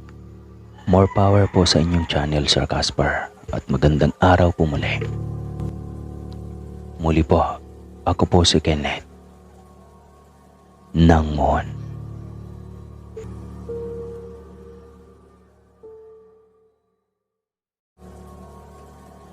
Bago ang lahat, ang kwentong ibabahagi ko sa inyo ay hango ito sa tunay kong karanasan na magpasa hanggang ngayon ay nakatatak pa rin at tandang-tanda ko pa ang bawat detalye ng pangyayari. Hello nga po pala mga kaswang at sa ating butihing narrator. Ako nga po pala si Dayan, nakatira dito sa Dumaguete. Edad 45 na sa kasalukuyang taon. Ang kwentong ibabahagi ko sa inyo ay nangyari ito sa lugar ng Masbate, kung saan kami naninirahan noon ng aking mga magulang. Liblib na ang lugar na tinitirhan namin noon mga kaswang at malalayo pa ang mga kapitbahay namin. Noong mga panahong nangyari ang karanasang ibabahagi ko sa inyo, ay kasalukuyang buntis ng 6 na buwan ang aking ina. Dahil sa palaging nasa trabaho ang aking ama noon at nadidistino ito sa malalayong lugar. Kung kaya kaming dalawa lang ng aking ina ang naiiwan sa bahay. Palagi naman akong binibilinan ng aking amang bantayan ko si nanay. Lalo na at buntis ito at baka mapano. Idagdag pang balitang-balita sa baryo namin ang aswang na tinatawag nilang ungo. Kaya naman mas doble ingat talaga ang aming ginagawa noon. Lalo na ang aking ina. Sa tuwing sumasapit na ang hapon, ay naglalagay na ng langis ang aking ina sa kanyang tiyan. At nagsusuot na ito ng itim na damit. Hindi na rin ito lumalabas ng bahay. Isang hapon noon, habang nagsisiga ako ng goma sa bakuran, may nasipat akong matandang babaeng masamang nakatitig sa akin. Nasa di kalayuan ito at nakita kong kinawayan niya ako at para bang pinapalapit. Sandali ko munang itinigil ang ginagawa ko at naglakad na papalapit sa matandang nakatayo sa labas ng bakuran. "Bakit po, manang? May kailangan po ba kayo?" tanong ko sa kanya. Medyo nakaramdam ako ng kaba nang makalapit na ako sa kanya. Sa kadahilan ng mabalasik ang kanyang mga titig sa akin at para bang asong galit na galit at lalapain ako. "Ikaw, bakit nagsisiga ka palagi ng goma? Alam mo bang napakabaho niyan?" Inis na tanong sa akin ng matanda. "Ano ho? Tuwing hapon lang naman ako nagsisiga eh. Tsaka dito lang naman po ako sa bahay nagsisiga, manang. Ano pong ikinagagalit nyo?" Ani ko sa matanda. Hindi pa rin maalis-alis ang masamang pagkatitig nito sa akin habang nagsasalita sa garalgal na boses at nagwika ng, "Ayaw na ayaw ko ang amoy ng goma. Kaya kung maaari ay huwag na huwag kayong magsiga. Dahil sa tuwing dumaraan ako dito ng hapon ay naaamoy ko ang napakabahong usok."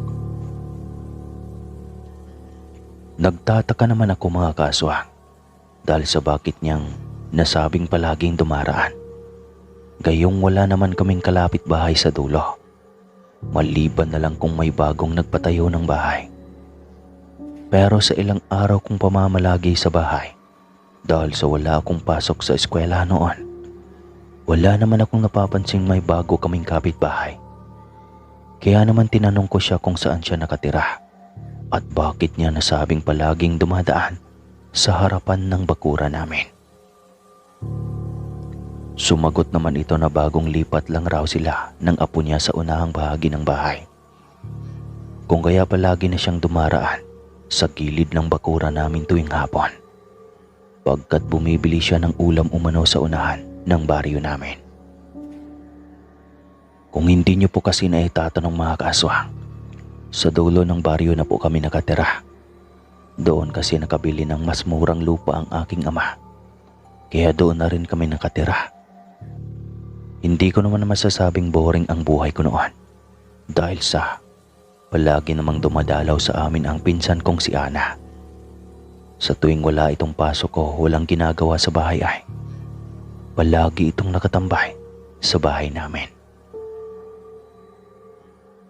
Mahilig kasi itong magtanim ng mga gulay-gulay.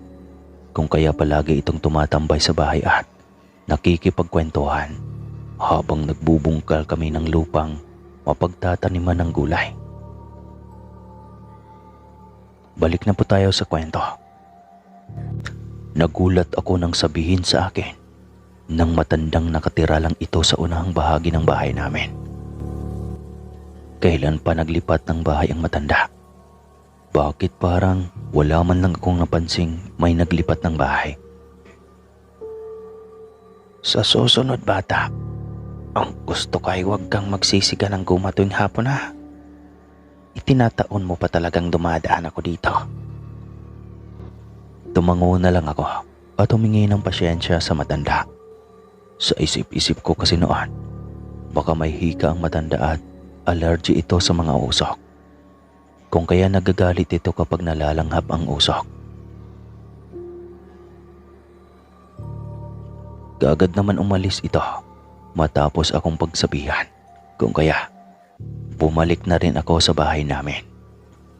Noong makabalik na ako ay hindi ko napansin kanina pa pala nakatanaw sa akin ang aking ina.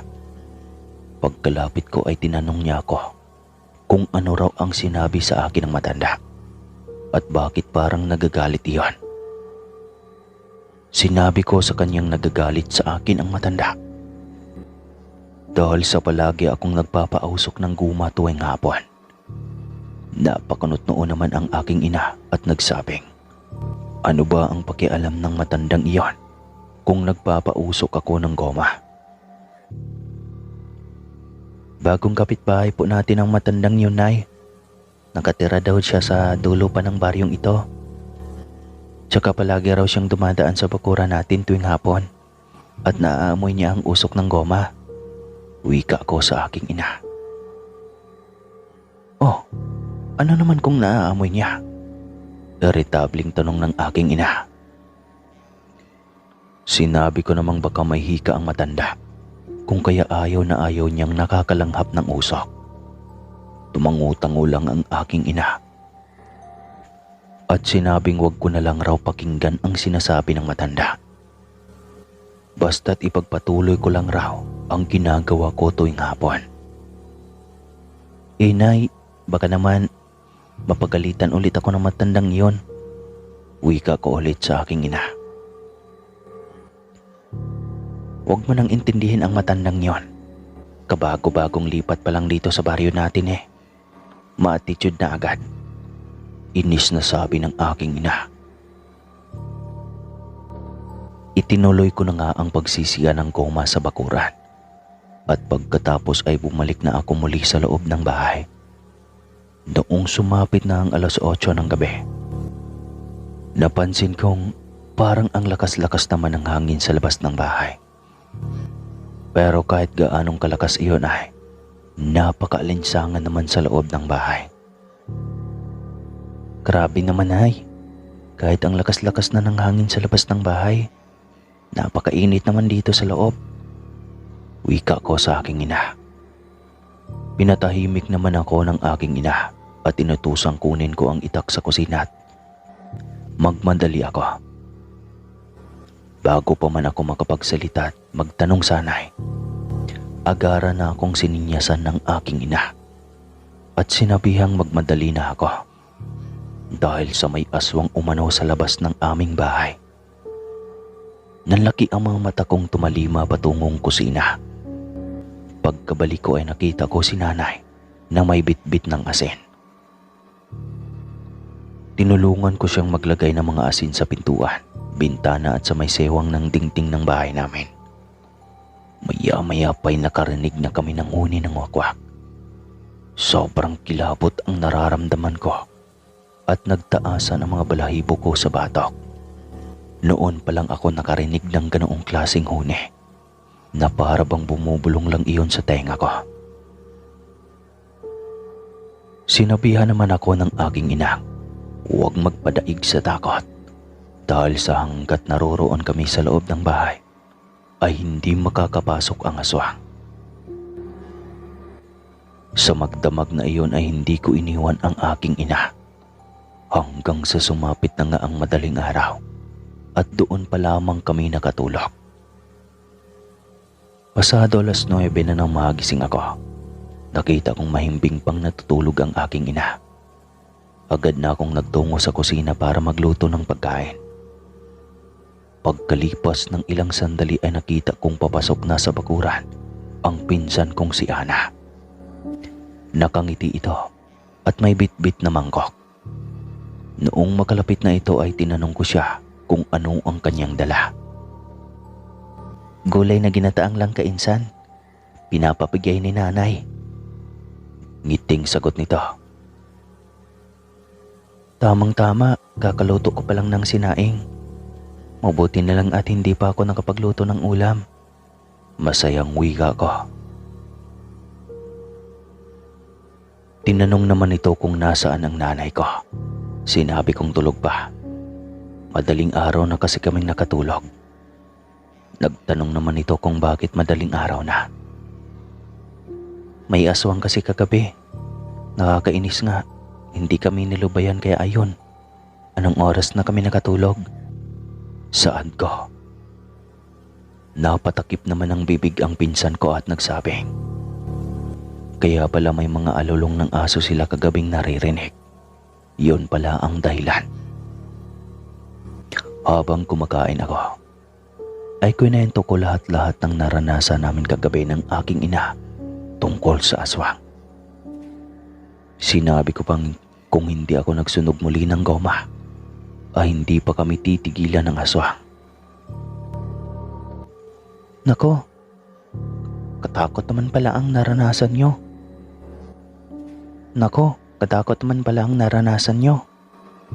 Teka, sabihin ko kay tatay na sasamahan muna namin kayo ni Kuya Baldo dito matulog. Para naman madaming bantay si Tiyang. Suhestyon ng pinsan ko. Sandali naman akong napapaisip at nagtanong nang, ayos lang ba sa inyo na dito matulog sa bahay? Ano ka ba? Ayos lang sa amin yun. Alam mo namang hindi namin kayo matitiis eh. Baka mamaya mapano pa kayo dito. Kayong dalawa lang pa naman ni Tiyang. Walang makakatulong sa inyo kapag inatake muli kayo ng aswang na iyon. Pag-aalalang sabi ng aking pinsan. Matapos kong kumain ay lumabas kami ng bahay ni Ana para magpahangin at ipinagpatuloy ang pagkukwentuhan. Nasabi ko rin sa kanyang may bago pala kaming kapitbahay. Nagtataka naman siya at nagtanong kung kailan pa kami nagkaroon ng bagong kapitbahay. Sinabi ko sa kanyang hindi ko nga alam kung kailan pa lumipat ang matandang kapitbahay namin. Ni hindi ko nga napansing palaging dumadaan iyon sa bakuran namin. Nagwika rin si Ana na hindi niya rin napapansin ang matandang sinasabi ko. Hindi niya pa nga rin yata nakita iyon. Gusto mo puntahan natin yung bahay ng matanda? Suhestyon ko sa kanya. Sige, puntahan natin para makita ko rin ang bahay ng matandang yon. Rinig kong sagot nito. Dahil sa kuryosidad ko, kaagad na kaming nagtungo sa kalapit bahay naming matanda. Habang naglalakad kami papalapit sa bahay nito, bumungad sa amin ang isang kubong hindi naman kalakihan. Noong malapit na kami ay medyo maantot ang amoy sa labas pa lang ng bakuran. Napatakip ako ng ilong at nagtanong kung anong klaseng amoy iyong naaamoy ko. Bakit sobrang napakabaho? Huwag ka na ngang magtanong dyan. Halika na, pumasok tayo sa loob ng bakuran. Ani ng pinsan ko. Agad niyang hinatak ang kamay ko. Pagkatapos ay sabay na kaming pumasok sa munting bakuran nito. Hoy pinsan, uwi na tayo. Baka maabutan tayo ng matanda. Kabadong wika ko. Sa isip-isip ko kasi noon mga kaaswang, may kasamang apo ang matanda. Baka mamaya ay maabutan kami noon at mapagkamalan pa kaming magnanakaw. Mabuti na lang nakinig sa akin ang pinsan ko. Kung kaya, hindi na kami tumuloy pa at kaagad nang naglakad palayo. Noong naglalakad na kami ay nasipat ko ang matandang babaeng nakatayo sa di kalayuan sa puno ng saging. Kaya naman hinatak ko na ang pinsan ko at nagmadali na kaming umalis palayo sa lugar na iyon. Grabing kaba ang nararamdaman ko ng mga sandaling iyon, pagkat nakita ko na namang mabalasik na tumingin sa amin ang matanda.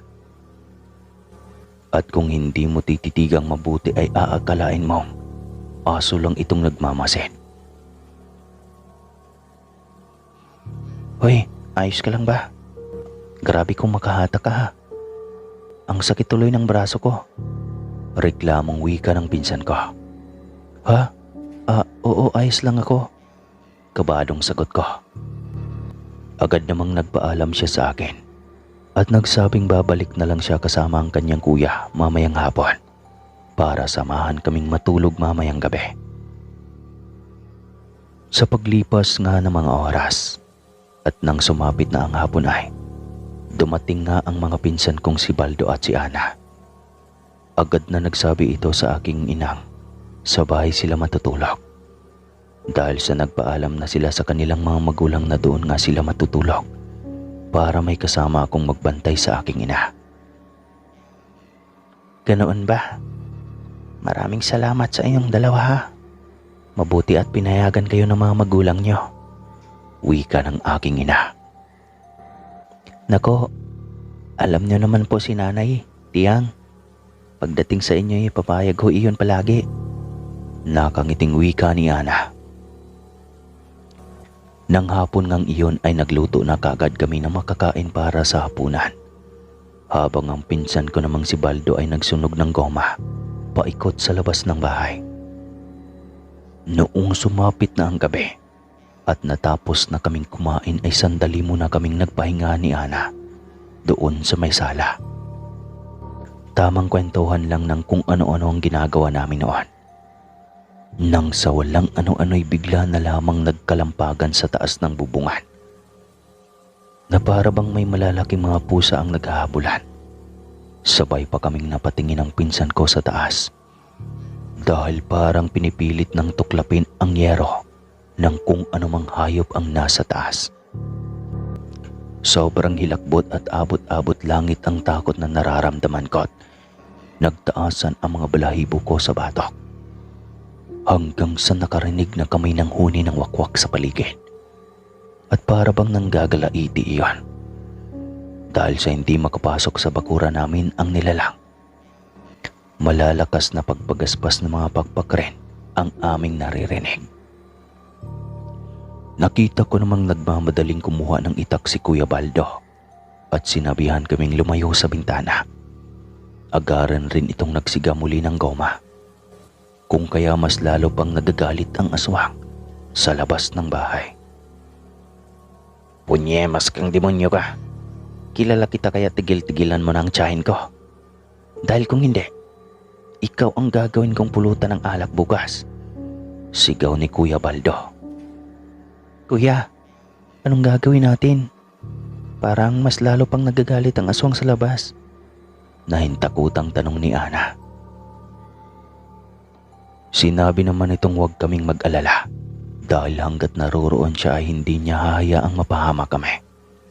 Lalong-lalo na ang kanyang tiyahing buntis. Dahil sa hindi pa rin tumitigil sa paghuni ang wakwak, ay sinabi na ng pinsan kong lalabasin niya ang aswang. Pero kuya, baka mapahama ka. Pag-aalalang wika ng kanyang kapatid na si Ana. Kailangan na yata ng aswang na yan na masampulan. Hindi titigil yan hanggat hindi mapuruhan. Kayo na ang bahala kay tiyang. Sa oras na makalabas na ako ng pintuan, isarado niyo kaagad. Maliwanag ba? Sunod-sunod namang tumango kami ng pinsan ko. At iyon na nga mga kaswang. Pagkalabas ni Kuya Baldo, ay agaran na naming isinara ang pintuan. Nang sa gayoy hindi makapasok ang aswang. Maya-maya pa'y nakarinig na kami ng kalabugan sa labas ng bakuran. Naririnig ko rin ang pagtama ng itak sa iba't ibang bahagi ng puno o lupa man. Hanggang sa maya-maya pa'y nakarinig na kami ng malakas na atungal ng hayop sa labas ng bahay. Na para bang natamaan iyan. Putsa ka! Pinahirapan mo akong animal ka. Makikita mo. Bangkay ka nang uuwi sa bahay niyo. Rinig kong sigaw ni Kuya Baldo. At kasunod naman noon ay ang paglagabog ng kung anumang bagay. Sobrang takot na ang nararamdaman namin at natataranta na kami sa loob ng bahay. Maya-maya pa ay nakarinig na kami ng ingay ng mga tao sa labas ng bahay. At noong naglakas loob na kaming sumilip ay nakita naming ang mga kapitbahay pala namin iyon. Wala na rin ang aswang na nakasagupan ni Kuya Baldo. Kaya binuksan na namin ang pintuan. Nag-alala ang mga ito ng mabungara namin. Kinabukasan nga, noong puntahan ni Kuya Baldo ang bahay sa pinakadulo, wala nang tao. Wala na ring mga kagamitan. Ayon kasi kay Kuya Baldo, namukhaan niya ang aswang na sumagupa sa kanya kagabi. At hindi siya magkakamaling ang matandang nakatira sa dulo ng baryo, ang aswang. Lumipas ang mga buwan. Hindi na nagpakita pa ang matanda at hindi na muli pa nagparamdam kapag sumasapit ang gabi hanggang sa mga anak si nanay. Hanggang dito na lang po ang aking kwento mga kaswang. Maraming salamat po sa lahat ng nakikinig. Muli po, ako po si Dayan ng Dumaguete. Ingat palagi.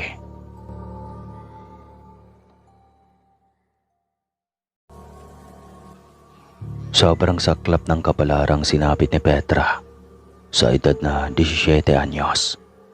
Ginahasa na nga pinalayas pa sa kanilang bahay. Yun din yata ang napala niya sa pagiging bastarda. Petra, mamamatay ako sa pag-aalala sa iyo.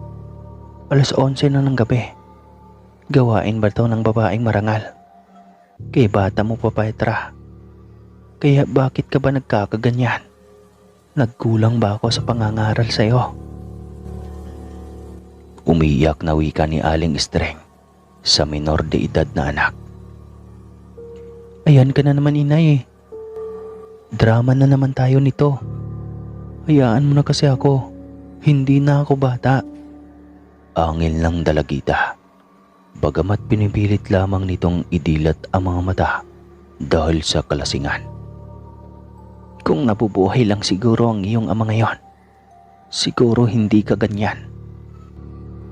Nanlumong sambit ni Aling Estreng. Talagang hindi na niya kayang disiplinahin ang anak. Suko na siya rito. Hindi na nga maasahan sa pag-aalaga ng dalawa niyang kapatid. Hindi pa tumutulong sa mga gawaing bahay. Rebelde ito at ang dahilan ay ang dating pagmamaltrato ng tiyahin noong nasa abroad pa lang si Aling Estreng. Kahit anong gawin niyang paliwanag sa anak ay hindi na ito nakikinig sa kanya. Hanggang sa dumating ang araw na sinukuan na rin ni Aling Estreng ang sariling anak. Kung ganyang hindi mo na ako kayang respetuhin bilang ina mo, Petra. Kung sa tingin mo ay kaya mo nang buhayin ang sarili mo, lumayas ka sa pamamahay ko. Kaysa naman mamatay ako sa pag-aalala sa iyo, ayaw na kitang alalahanin pa. Wala ka rin namang pakialam sa amin ng mga kapatid mo, di ba? Hala, layas. Wala na akong anak na kasing manhid mo. Umiiyak at tumahagulgol na wika ng balong si Aling Estreng. Pilit siyang nagpakatatag at ayaw niyang ipakita sa anak na mahina siya. Ngunit hindi niya kaya. Umiiyak pa rin siya. Okay, fine. Tanging sambit ni Petra habang nakataas baba ang mga mata. Talagang matigas na ang puso nito para sa kanyang pamilya. Nasa barkada at bisyo na lang ang utak nito. Kinonsente pa ng adik nitong nobyo na siya rin palang magpapahamak sa kanya at ipagkakanulo pa ito sa mga grupong adik. Pwede talaga ang gusto niyo mga pare. Ilan kayo, 4? Sige. Tigi 1,000 bawat tira sa nobya ko ha. Basta atin-atin lang. Walang dapat may makakaalam. Wika ng nobyo nitong adik. Agad namang inilapag ng mga kaibigan ang tigda 2 piraso ng kulay dilaw na papel. Ayan, madali naman palang kausap mamayang gabi. Pwede na. Kailangan lang nating lasingin ayos na kaagad. Wika ng lalaki. Naghahalakhakan ang mga ito. Talagang mukhang pera ang loko. Nakakangising wika ng isang barkada nito. Nagkatawanan ulit ang lahat. Siya ring pagdating ni Petra na may bitbit na malaking bag. May isa pang kinakarga sa likod. "Babe, anong nangyari?" Gulat na tanong ni Alfonso, ang nobyo ni Petra. "Ibahay mo na ako, babe. Pinalayas na ako ng magaling kong nanay." Maangas pa ring wika nito na tila ba hindi apektado. Na talagang mataas ang pride nito sa sarili dahil alam niyang may nobyo siyang masasandalan. Sa ilang beses na may nangyari sa kanila, hindi na rin niya nilagyan ng lamat ang pagitan nila ni Alfonso. Tiwala siya rito at halos sigurado na siyang ito ang lalaki na maging katuwang niya sa buhay. "Ganun ba?" Tila alinlangan na wika ng binata. "Ayos lang, tol." Wika ng isa nitong barkada na nahuli pa ni Petra na kinikindatan ang nobyo. Kinagabihan, habang nagtatagay ay walang atubiling nakisali si Petra sa mga kabarkada ni Alfonso. Panatag ang kanyang loob dahil nariyan naman ang kanyang nobyo na mahal siya. Hindi niya namalaya na sobrang nalasing na pala siya. Ang huling naalala na lamang niya ay ang mga sandaling pinagsasamantalahan siya ng 4 na kabarkada ng kanyang nobyo. Palitan ng mga ito at halos hindi nagsawa sa kanya. Halos wala na siyang hininga ng iwanan ng mga ito. Ang masaklap ay walang nobyo niya ang naroon para ipagtanggol siya.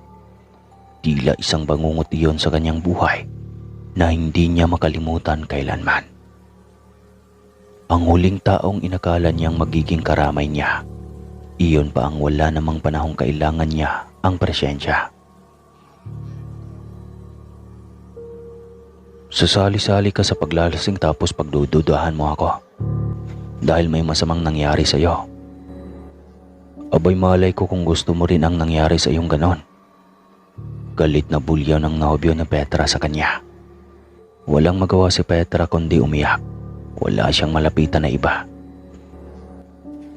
Ayaw rin niyang lumapit sa mga pulis. Natatakot siyang baka mapahiya lang. Wala rin siyang pera kung sakaling magsasampa siya ng kaso. Ayaw rin niyang malaman ng kanyang ina at ng pamilya ang kanyang sinapit. Baka mas lalo lang siyang pagtawanan ng mga ito. Subalit dahil mataas ang garbo sa sarili ay nakuha pa rin niyang magtaas noo. Marami pa naman siyang naitabing alahas. Pwede niya iyon na isanla at kumuha ng maupahan kahit bed spacer lang. Nakasama nga niya sa isang kwarto si Amare, isang mahinhin at tahimik na dalaga. Sobrang nerdo nitong pumurma, kaya lagi niya itong tinataasan ng kilay. Mababa ang paningin niya rito, lalo na't galing ng probinsya. Nag-aaral ito bilang isang guro at huling taon na nito sa kolehiyo. Bagay ka maging teacher ng mga probinsyana.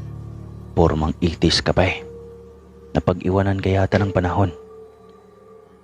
Hindi napigil ang sabi ni Petra sa kasama niya sa kwarto. 2 linggo pa lang tayo nagkasama rito. Feeling mo close na kaagad tayo. Ano? Hindi mo ako kilala, Petra. Wika ng dalaga, tila galit na galit itong dumating siya sa inupahan nito. Ngunit wala itong magawa. Pareho silang bed spacer sa kwartong iyon. Hindi man sila komportable sa kanya-kanyang presensya ay kailangan pa rin nilang respetuhin ang isa't isa. Pero pareho silang palaban. Kahit nerd ang dalagang probinsyana ay hindi rin ito patalo sa tarayan. Hanggang umabot sa punto na nalaman nito na buntis si Petra. Kinutya ni Amere. Sa sobrang bastarda daw nito ay magiging dalagang ina na. Mas malala pa raw ay sasapitin pa nito ang karma mula sa kanya. Nagtaka sa Petra sa sinabi ni Amire. Bakit siya makakarma rito? Gayong mas mataray pa nga ito sa kanya. Ewan niya kung bakit hindi pa silang magiging close. Gayong pareho naman silang dalawa na maldita. Simula ng araw na iyon ay malimit nang magsuka si Petra. Lagi itong masama ang pakiramdam. Ang sabi ng landlady ay ganoon daw talaga kapag naglilihi.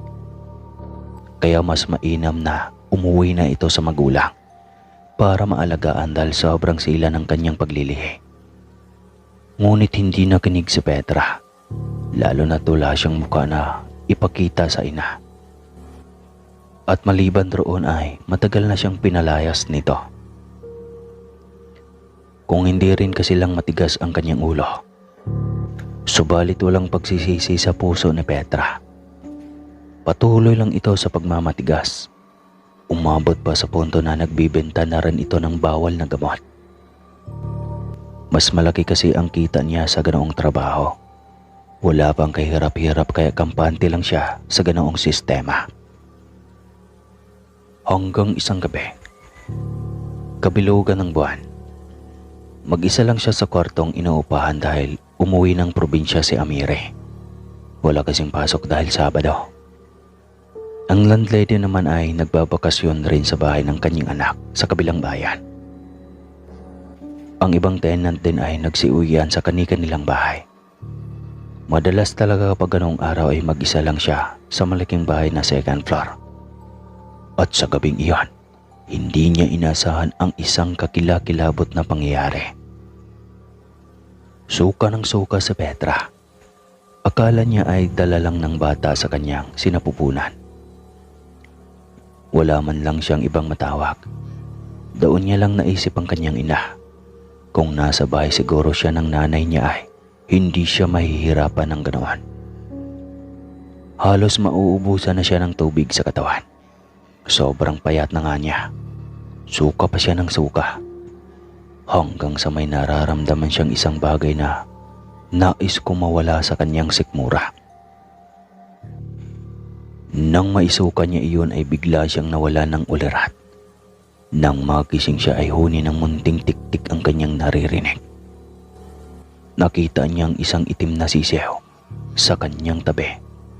Nang magkamalay siyang muli, napaupo siya nang maalala ang huling nangyari. Tinignan niya rin ang dugo sa sahig na kasama niyang naisuka sa sisiw na nasa kanyang tabi. Biglang nag-iba ang kanyang pakiramdam. Parang gusto niyang dilaan ang dugong nagkalat sa sahig na inaisuka niya kanina. Tumayo siya para kumuha ng tubig. Inilang lagok lang niya iyon at ramdam niyang kay laki ng kanyang lalamunan. Napailing siya habang iniisip ang sariwang karne na kay sarap lapain. Nagtaka siya kung ano bang nangyayari sa kanya. Marahil ay epekto ng droga ng kanyang ginagamit paminsan-minsan. Ngunit nagtaka rin siya kung bakit ganoon ang kanyang nararamdaman. Nang hindi na siya makatiis ay bumaba siya ng kusina at naghanap ng pwedeng kainin. Wala ring pagkain na naroon. Nakita niyang dalawang daga na naghahabulan sa sahig. Bigla siyang natakam habang pinagmamasdan ito. Nang hindi na matiis ay isa-isa niya itong tinakip at nilamon. Tila nakaramdam siya ng pagkabusog matapos ubusin ang dalawang daga na iyon. Nakatulog siyang ganoon kalansa ang kanyang paligid. Hindi na siya nag-abala pang linisin iyon. Dahil ramdam niyang masarap amoy-amoyin ang ganoon. Sa isipan niya ay ililihim na lamang niya sa lahat ang kakaibang paglilihi niya. Naisipan niyang umuwi sa kanyang ina. Bahala na kung magalit ito ng sobra dahil uuwi siyang buntis at walang asawa. Nahihirapan na rin kasi siya sa sitwasyon niya. Iba pa rin ang may matawag na ina. Lalo na't ilang buwan na lang ay manganganak na siya. Pagdating ng kanilang bahay ay nakala niyang pagagalitan siya ng ina.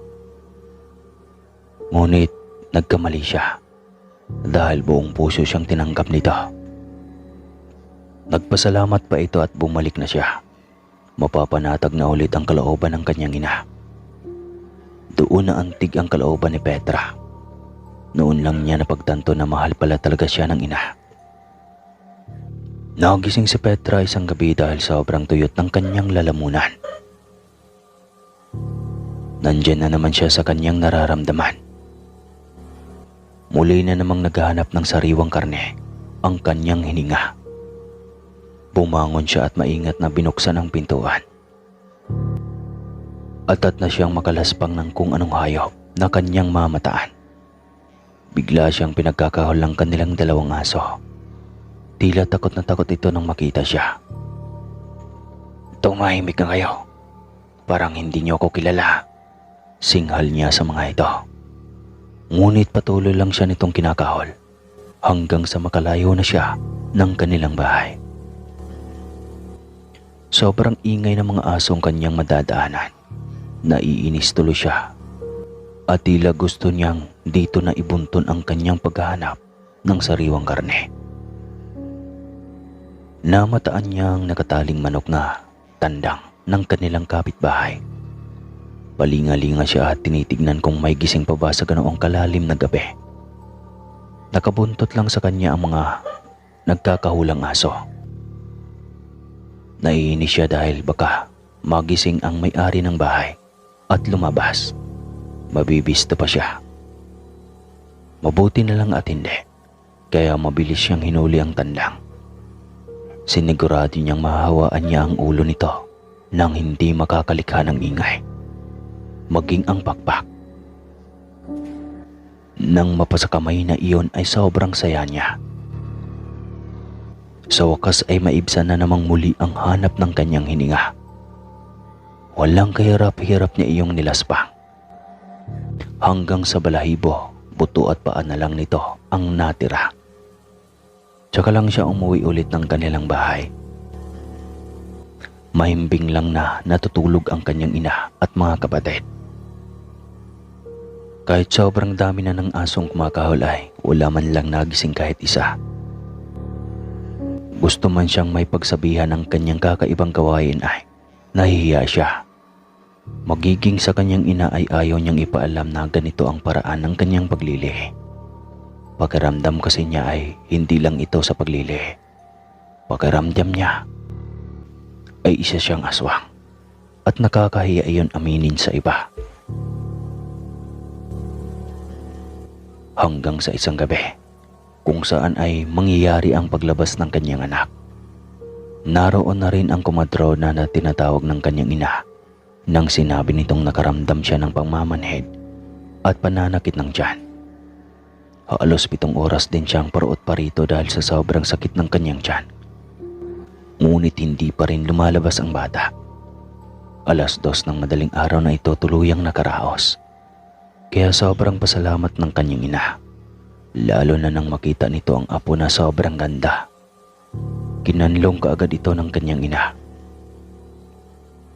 Dahil nariyan naman ang kanyang mga kapatid ay inihatid na muna ng kanyang ina ang komadrona. Hindi rin naman ganong malayo iyon mula sa kanila. Naiwan sa Petra na kanlong ang kanyang anak habang nakaupo. Inamoy-amoy nito ang mabango niyang sanggol at gigil na gigil siya rito. Tila naiingganyo siya na kagat-kagatin ang bata hanggat sa hindi na nito napigilan ang sarili. Bigla nitong kinagat ang liig ng sanggol at sinipsip ang dugo. Walang kaalam-alam ang mga kapatid nito dahil nasa kaliliman lang ng pagtulog. Pagkatapos nitong sipsipin ang dugo ay unti-unting kinain ng sanggol. Una nitong sinubo ang mga munting daliri hanggang sa katawan na lang nito ang natira. Lalaspangin na sana nito ang tiyan ng bitbit na sanggol nang biglang bumukas ang pinto. "Anong ginagawa mo, Petra?" Sigaw ng kanyang ina mula sa pintuan. Sa gulat ni Petra ay niyapos nito ang natirang katawan ng sanggol na tila ba takot na kunin ito sa kanya. "Anak mo yan. Bakit mo kinain? Demonyo ka, Petra!" Sigaw ng kanyang ina. Biglang nagpalipat-lipat ang tingin ni Petra sa hawak na katawan ng sanggol at sa kanyang ina. Napalawa ito ngunit unti-unting humakbang palapit sa bintana.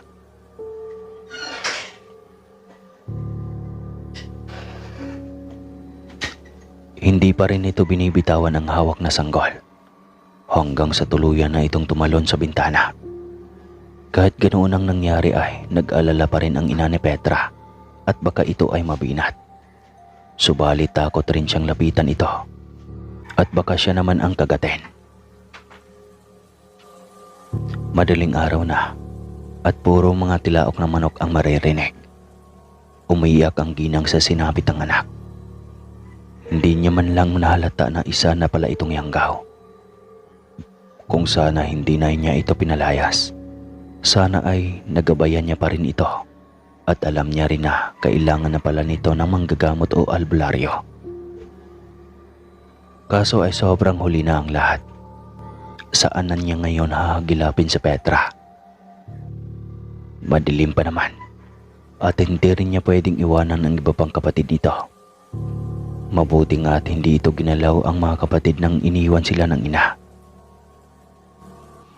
Kinabukasan pagkagising niya ay natagpuan na lamang nito si Petra sa harap ng pintuan na wala ng buhay. Pinagsasasaksak nito ang sarili. Napahagulgol ng sobra ang ina ni Petra. Hindi niya inasahan na hantong sa kamatayan ang buhay ng kanyang anak. Ang akala niya ay mabubuo na ulit sila at madadagdagan pa. Iyon pala ay bibigyan lang sila ng panahon na magsama kahit saglit. Wala na si Petra, maging ang kanyang apo. Labis ang paghihinagpis niya sa sobrang kalupitan ng tadhana sa kanilang buhay. Ngunit wala rin siyang masisisi. Si Petra din naman ang gumawa ng kanyang tadhana. Hindi rin naman siya humantong sa ganoon kung tamang daan lamang ang tinahak niya. Kung hindi naging matigas ang kanyang ulo at puso, kaya lahat ng nangyari sa kanya ay consequences lang din sa kung ano ang pinaggagawa niya sa kanyang buhay. Wakas na, tapos, human. The end. Mapagpalang araw mga kaaswang. Itago niyo na lamang po ako sa pangalang Kristen. Nakatira dito sa lalawigan ng Bohol. Minsan akong napadako sa inyong channel at napakinggan ang mga kababalaghang ipinasa ng inyong mga sinder. At talagang namangha ako sa mga karanasan ng mga iyon. Kaya naman nainganyo rin akong ibahagi sa inyo ang aking kwentong hango sa tunay na buhay tungkol sa angkan ng mga aswang. Dekada 80 nang maranasan ko ito mga kaaswang. At ng mga panahong iyon ay kasalukuyang nagdadalang tao ang aking kapatid na si Ate Dayan. Hindi pinanagutan si Ate Dayan ng kanyang nobyo. Kaya ganoon na lamang ang paghihinagpis niya. Naisip niyang ipalaglag ang sanggol. Dahil sa nahihiya siya sa mga maaaring sabihin ng mga kapitbahay. Isa pa, hindi alam ng aming mga magulang na buntis siya. Ano na lang ang maging reaksyon ng aming mga magulang. Kapag nalaman ng mga ito ang kalagayan niya, paniguradong hindi kakayanin ng aming ama iyon. Nababaliw ka na ba, ate? Anong nakain mo at naisipan mong ipalaglag ang anak mo? Galit kong sabi sa kanya. Habang patuloy pa rin sa paghagulgol sa pag-iyak. Hindi ko alam, Kristen. Naguguluhan ako. Hindi ko alam kung paano susolusyonan ang nangyari sa akin ngayon. Tugon niya sa akin sa umiiyak na boses. Madali lang naman yan eh. Idi sabihin natin kina tatay at saka kay nanay. Wika ko sa kanya. Ano na lang ang sasabihin nila kapag nalaman nila ang katotohanang nabuntis ang anak nilang pinapaaral sa kolehiyo? Muling wika niya sa akin. Huwag mo munang isipin yan sa ngayon, Ate Dayan. Ang importante ay malaman nila ang kalagayan mo. Sa problemang mong yan, Ate Dayan, wala tayong ibang matatakbuhan kundi mga magulang natin. Pangungumbinsi kong wika sa kanya. Sinabi niya namang hindi pa siya handang sabihin sa mga magulang namin. Sana'y tulungan ko siyang ilihim na muna ang pagbubuntis niya hanggat hindi pa siya nakakahanap ng tamang oras para sabihin sa kanila. Sige, pero sana'y huwag mong hintayin malaman ni nanay sa ibang tao ang ipinagbubuntis mo bago mo sabihin sa kanila, ate. Paalala ko sa kanya. Tumango naman siya at nangakong sasabihin niya kaagad sa aming mga magulang ang pagbubuntis niya. Sa ngayon ay gusto niya munang hanapin at kausapin ang kanyang nobyong si Ryan. Simula kasi nung sinabi niya ritong buntis siya ay hindi na nagpapakita pa ang lalaki. Ni anino nito ay hindi niya nakikita. Kahit mangumusta man lang kung ano na ang naging kalagayan niya. Hanggang sa kahit anong tago ng sekreto, mga kaaswang, ay wala talagang lihim na hindi nabubulgar kung sa apoy man. Walang usok na lalabas kung walang magsisiga. Makaraan lamang ang ilang araw ay nalaman ng aming mga magulang na buntis ang aking kapatid. Pagka-uwi ko galing sa eskwelahan ay naabutan kong nagkakagulo na sa loob ng bahay. Sa kadahilan ng nalaman ni tatay na buntis si Ate Dayan dahil sa kumpare nitong albularyo. Sapagkat naabutan ni tatay na nanlalanta si Ate Dayan at nagsusuka. Kaya agarang isinikod niya sa kalapitbahay na si Mang Bobong, ang kumpare ni tatay na albularyo. At noong pulsuhan nga ni Mang Bobong ang kamay ni ate, ay nalaman nitong nagdadalang tao nga siya. Kaya naman labis-labis ang galit na nararamdaman ng aming ama noon. Ang panganay kasi naming kapatid ang paborito ng aming ama. Kaya gayon na lamang ito kung makapaghuruminta daw sa loob ng bahay at nagsisigaw sa galit. Noong una hindi pinapansin ng aking ama si Ate Dayan at halata sa kanyang nasasaktan siya sa mga nangyayari. Pero ganoon pa man ay hindi pa rin sumuko si Ate Dayan sa pagsusuyo sa aming ama at humihingi palagi ng tawad.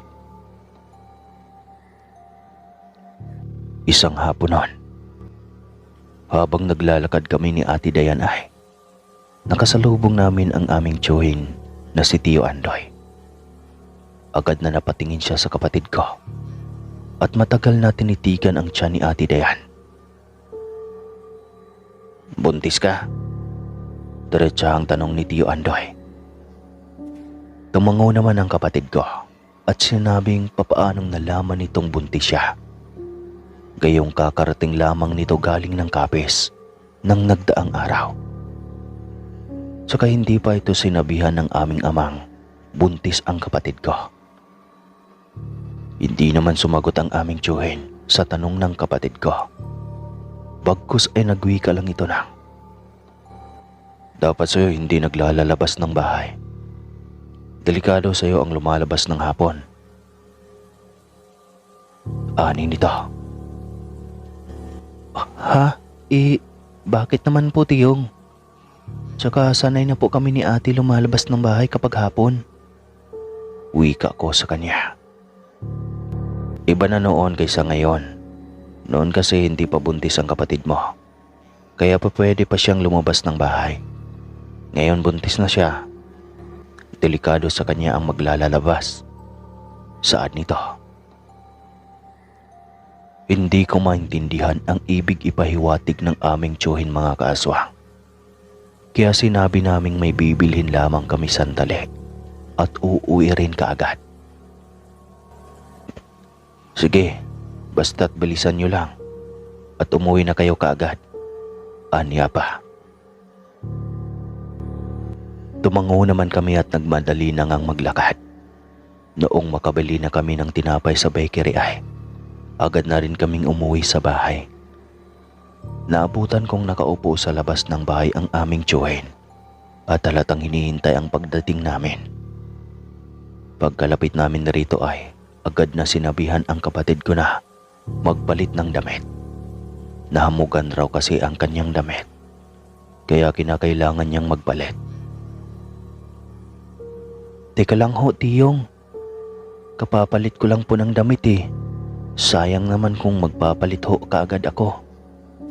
Reklamo ng kapatid ko. Sinagot naman siya ng aming tiyuhin na huwag nang magreklamo pa at sumunod na lamang sa iniutos nito. Para sa kapakanan ng kapatid ko rin naman raw ang kanyang sinasabi. Makinig na lamang at sumunod nang sa ganon ay hindi mapahamak. Sige ho, magbibihis na po ako. Wika ng aking kapatid. At halatang kontra gusto siya sa inuutos ng aming tiyuhin. Nung makapasok na sa loob ng bahay si Ate Dayan, ay narinig kong sinabihan ni Tio Andoy ang aking amang dapat wag nang papalabasin ng hapon si Ate Dayan. Dahil alam naman itong may mga namiminsalang nilalang ngayon sa aming baryo. Dahil alam naman itong may mga namiminsalang nilalang noon sa aming baryo. Hindi naman umimik ang aking ama at tumingin lamang sa kanyang kapatid. Sige Bert, uwi na ako. Basta tandaan mo lang ang sinasabi ko palagi. Nandyan na yan. Nangyari na. Tanggapin mo na lang. Pasasaan pa't apo mo naman ang dinadala ng anak mo. Kung may importante mang gawin ngayon, iyon ay ang mas kailangan ka ng anak mo. Dahil iniwan siya ng bastardong nobyo niya. Pagpapayong wika ni Tio Andoy.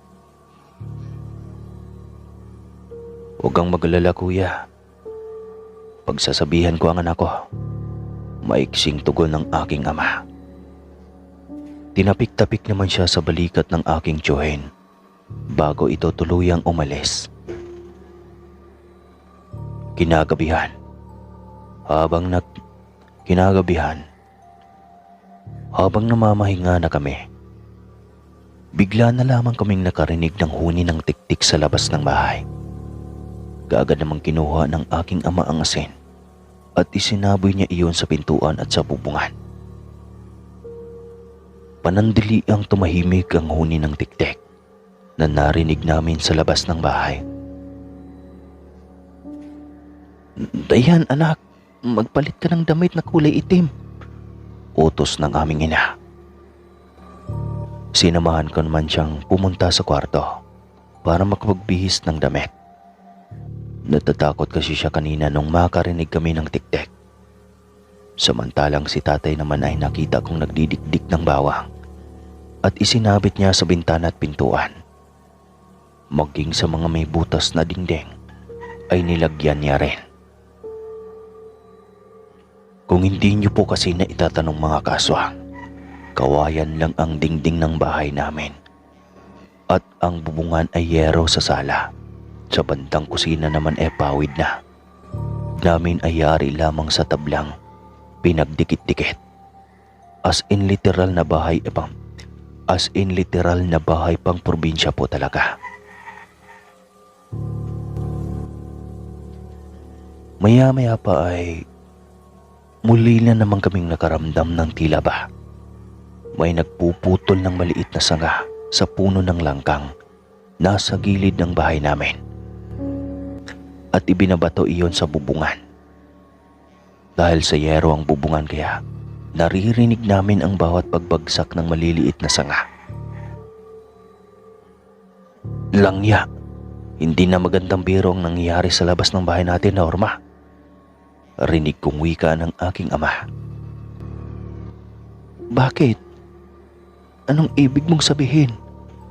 Pagtatakang tanong ng aking ina sa aking ama. Sinabi naman ng aking amang may kutob siyang tama ang hinala ng kanyang kuya na si Andoy. Marahil ay nasundan ito ng kanilang kamag-anak na nanggagaling pa sa dati nilang baryong tinitirahan. Napakunot noon naman ako at tinanong ang aking ama kung ano ang kanyang ibig sabihin. Anong nasundan ng kanilang kamag-anak si Tio Andoy? Tsaka kung nasundan man ito, Bakit mukhang natatakot ang aking ama? Nababakas ko kasi sa mukha niyang tila ba takot na takot at natataranta. Maya-maya pa ay may kumatok ng 3 beses. Sa pag-aakalang si Tio Andoy ang taong kumakatok sa pintuan, bubuksan ko na sana't patutuloyin ito.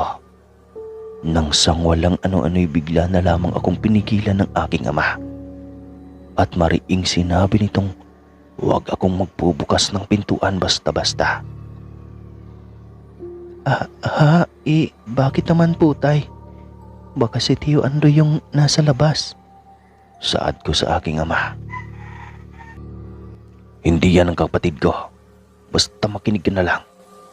At huwag mong bubuksan ang pintuan. Mariing sabi niya sa akin. Tumango-tango na lang ako at muling bumalik sa pagkakaupo malapit sa kapatid ko. Nakailang beses pang kumatok ng 3 beses ang taong nasa labas ng bahay. Subalit sa tuwing tinatanong ng aking ama kung sino ang nasa labas ay hindi iyon sumasagot. Bagkus ay para iyong pusang nagagalit at umaangil. Anong kailangan mo sa amin? Bakit ka nang gugulo? Pasigaw na tanong ng aking ama. Ibigay mo sa akin ang panganay mong anak at magiging apo mo, Berto. Pinapangako namin sa iyong papalayain ka na namin at hindi naguguluhin. Wika ng karalkal na boses ng matandang nasa labas ng bahay. Nakaramdam naman kami ng kilabot dahil sobrang nakakapanindig ng balahibo ang boses na naririnig namin sa labas ng bahay, mga kaswang. Napayakap naman si Ate Dayan sa akin at nakita kong naluluha na siya at nangangatog ang buong katawan. Nay, tumigil ka na. Hinding-hindi ko ibibigay sa iyo ang anak ko. Kaya tigilan mo na ako. At bumalik ka na sa bahay niyo. Nagpakalayo-layo na ako sa inyo. Kaya tigilan niyo na ang pamilya ko. Gusto kong mabuhay ng normal. Wika ng aking ama at kinuha nito ang itak na nakalapag sa lamesa. Hindi ka namin titigilan hanggat hindi mo ibibigay sa amin ang anak mong panganay. Hindi ba't ayaw mong tanggapin ang ipapamana ko sa iyong butil ng pagiging aswang? Kaya sa panganay mong anak ko na lang ibibigay, bunso. Tugon sa garalgal na boses na nasa labas ng bahay. Nakarinig na rin kami ng mahihinang paghalinghing ng animoy, mga pusang nag-aaway sa labas ng bahay. Kaya mas lalo pang yumakap sa akin na mahigpit si Ate Dayan. Anak, dito lang kayo ng ate mo, ha? At huwag na huwag kayong lalabas ano man ang mangyari. Maliwanag ba? Bilin ng aking ama. Teka lang, tay. Ano po ang gagawin niyo at saan kayo pupunta? Tanong ng kapatid ko sa aming ama. Lalabasin ko lang ang nilalang na nais kumuha sa'yo, Dayan. Hindi ako papayag na makukuha ka nila. Magkakamatayan mo na kami bago kanila mahawakan. Galit na sagot ng aming ama. Matapos niyang magsalita ay sinabihan niya ang aking inang pagkalabas niya ng bahay ay isarado kaagad ng maigi ang pintuan. Huwag na huwag niyang bubuksan hanggat hindi ang aking ama ang magsasabi. Ayun na nga, mga kaswang. Matapos magsabi ng aking ama ay nagmadali itong tinahak na ang pintuan. At sa pagbilang ng 3 ay agaran ng binuksan iyon at mabilis na siyang lumabas ng bahay.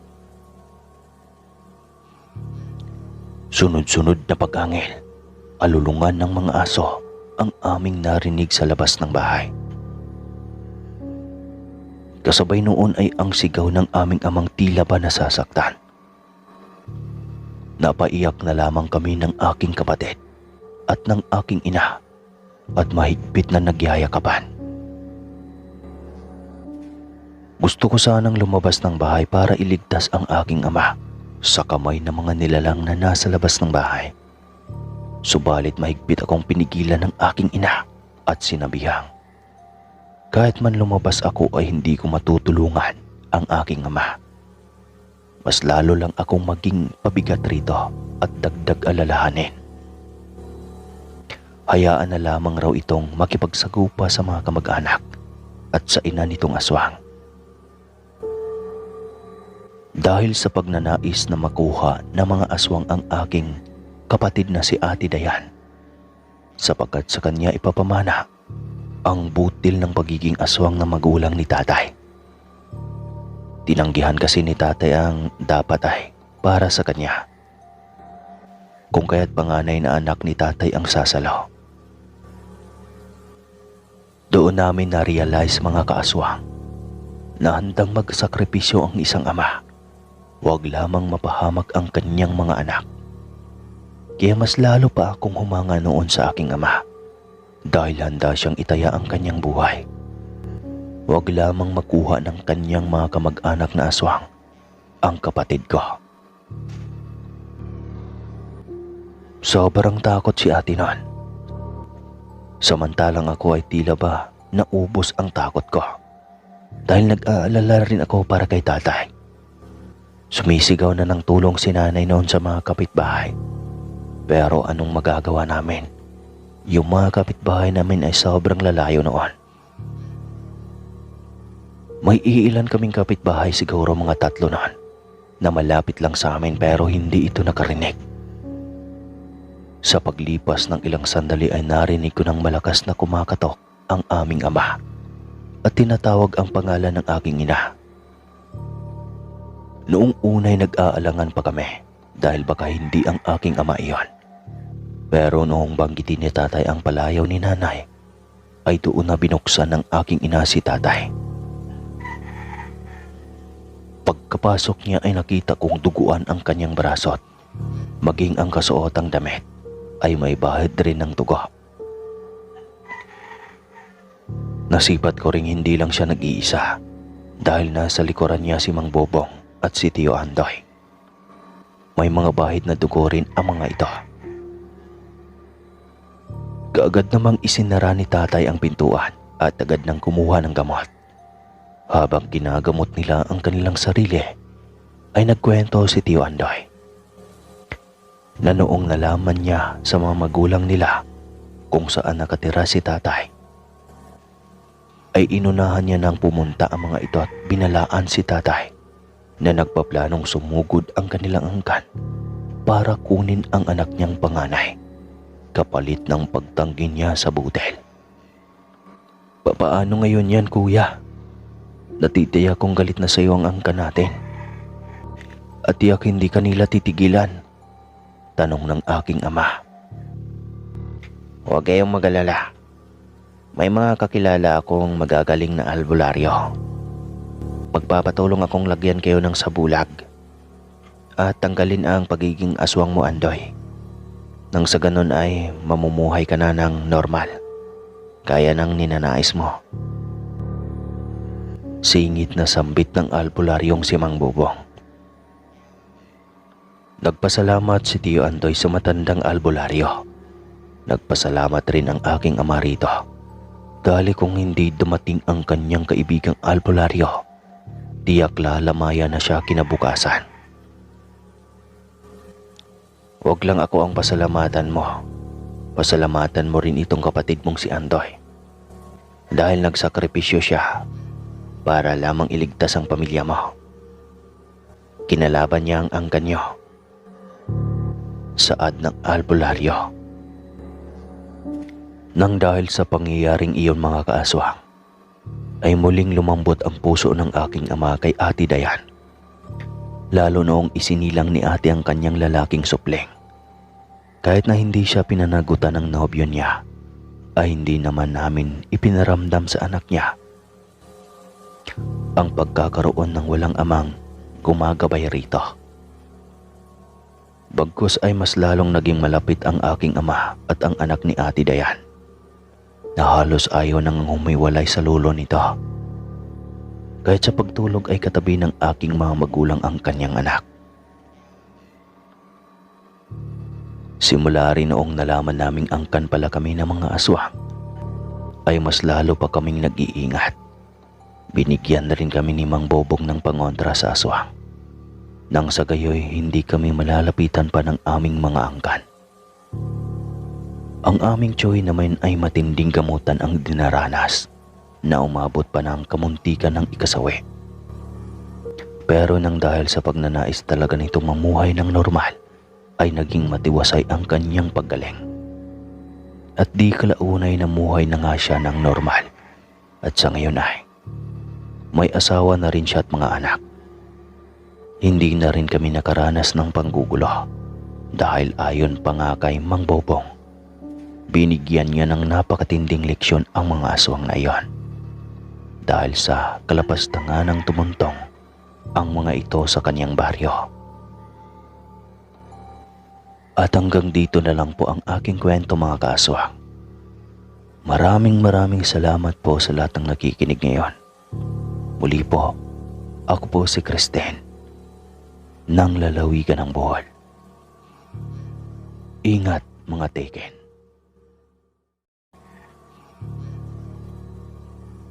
Mapagpalang araw, Sir Casper. Ang kwentong ibabahagi ko sa inyo ay nangyari noong taong 2016. Tawagin niyo na lang po ako sa pangalang Chapet, 25 anyos. Ako ay kasalukuyang nagtatrabaho bilang isang manager sa isang mall na hindi ko napapangalanan pa. Naisip ko lang na ibahagi sa inyo itong kwentong katatakutan ko para magsilbing paalala na hindi lahat ng nakakasalamuha nating tao kahit saan ay totoo at nagsasabi ng buong katotohanan. Akala ko dati sa kwento, mga libro at palabas lang nakikita ang mga aswang. Hindi ko inakala na totoo pala sila at mas nakakatakot pa kaysa sa mga nakikita kong itsura nila sa pelikula.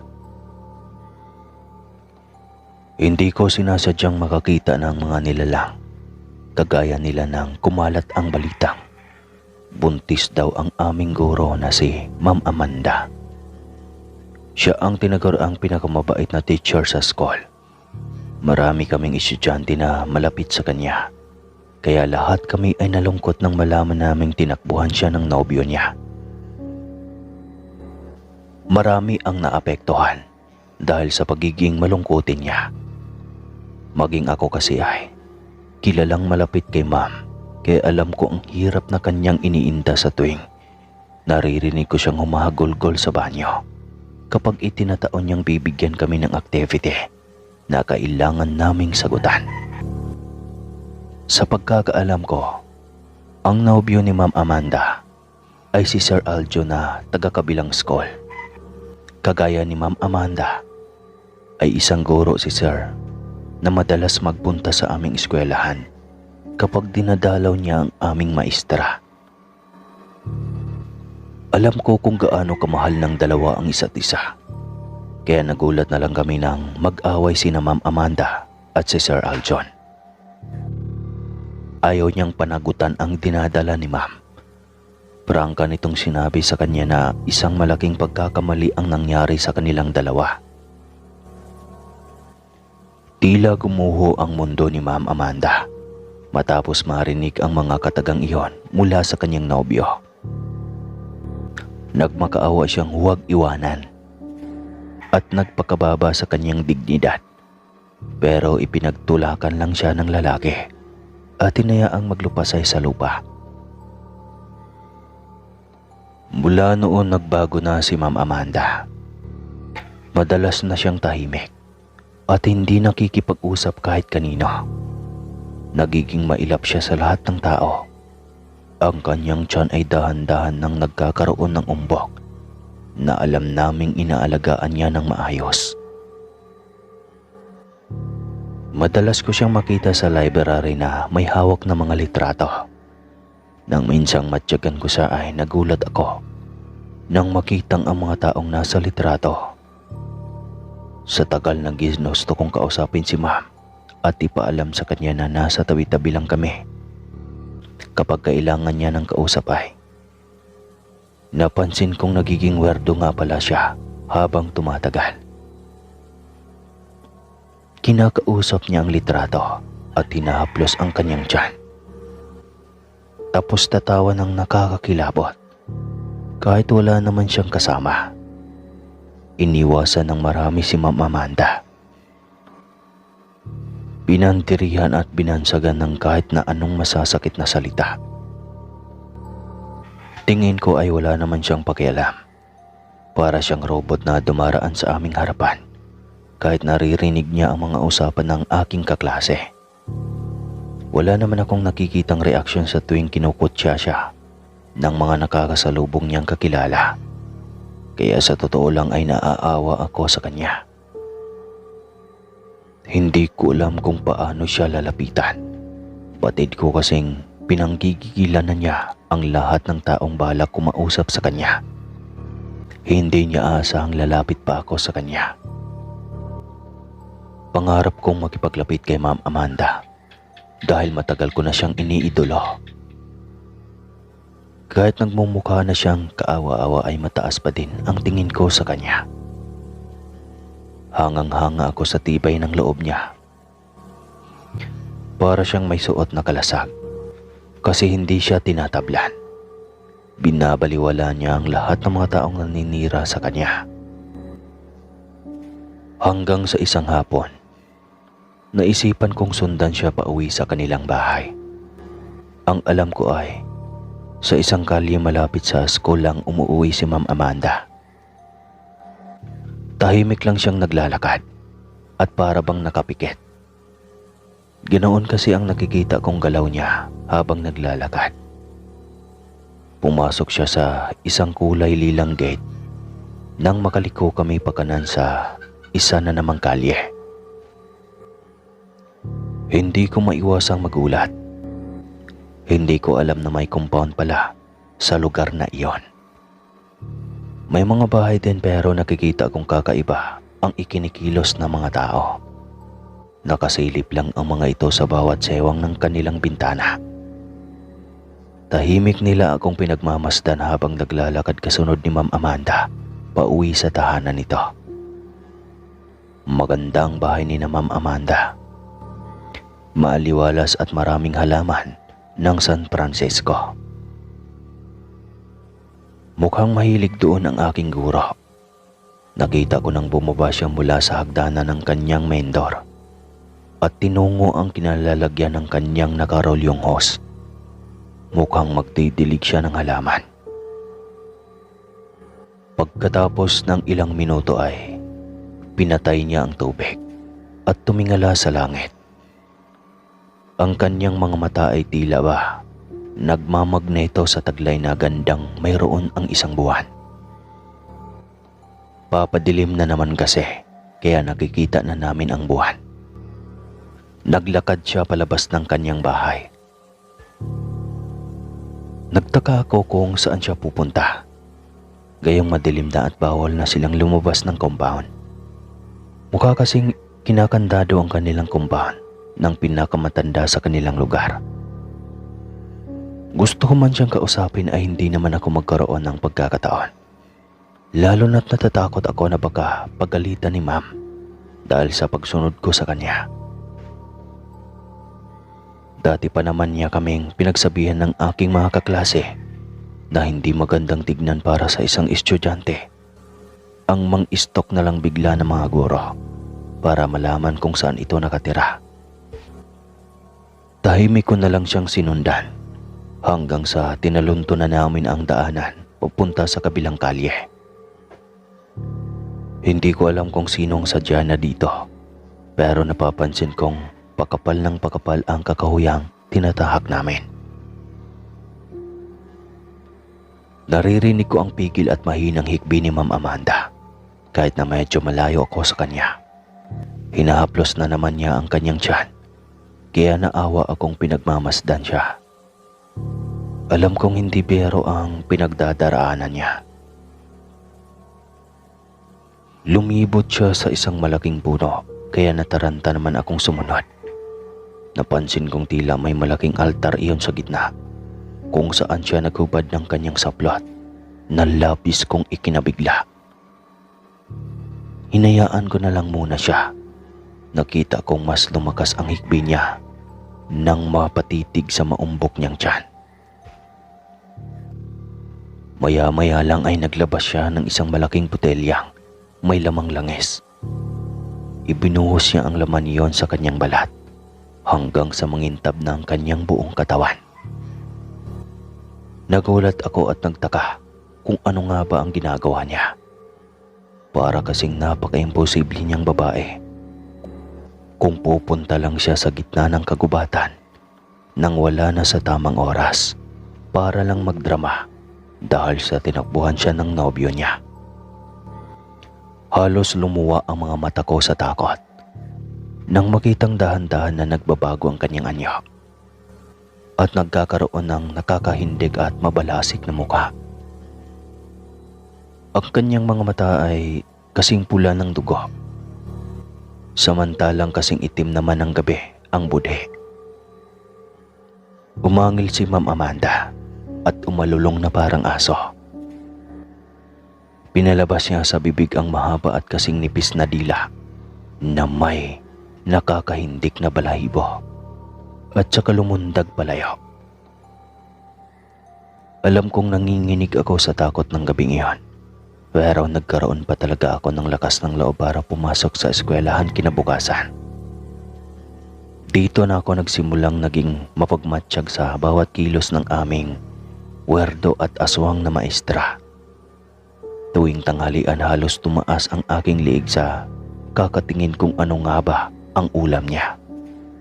Hanggat nagkakaroon ako ng pagkakataon ay binubuksan ko ang kanyang baunan para makita ang ulam niya.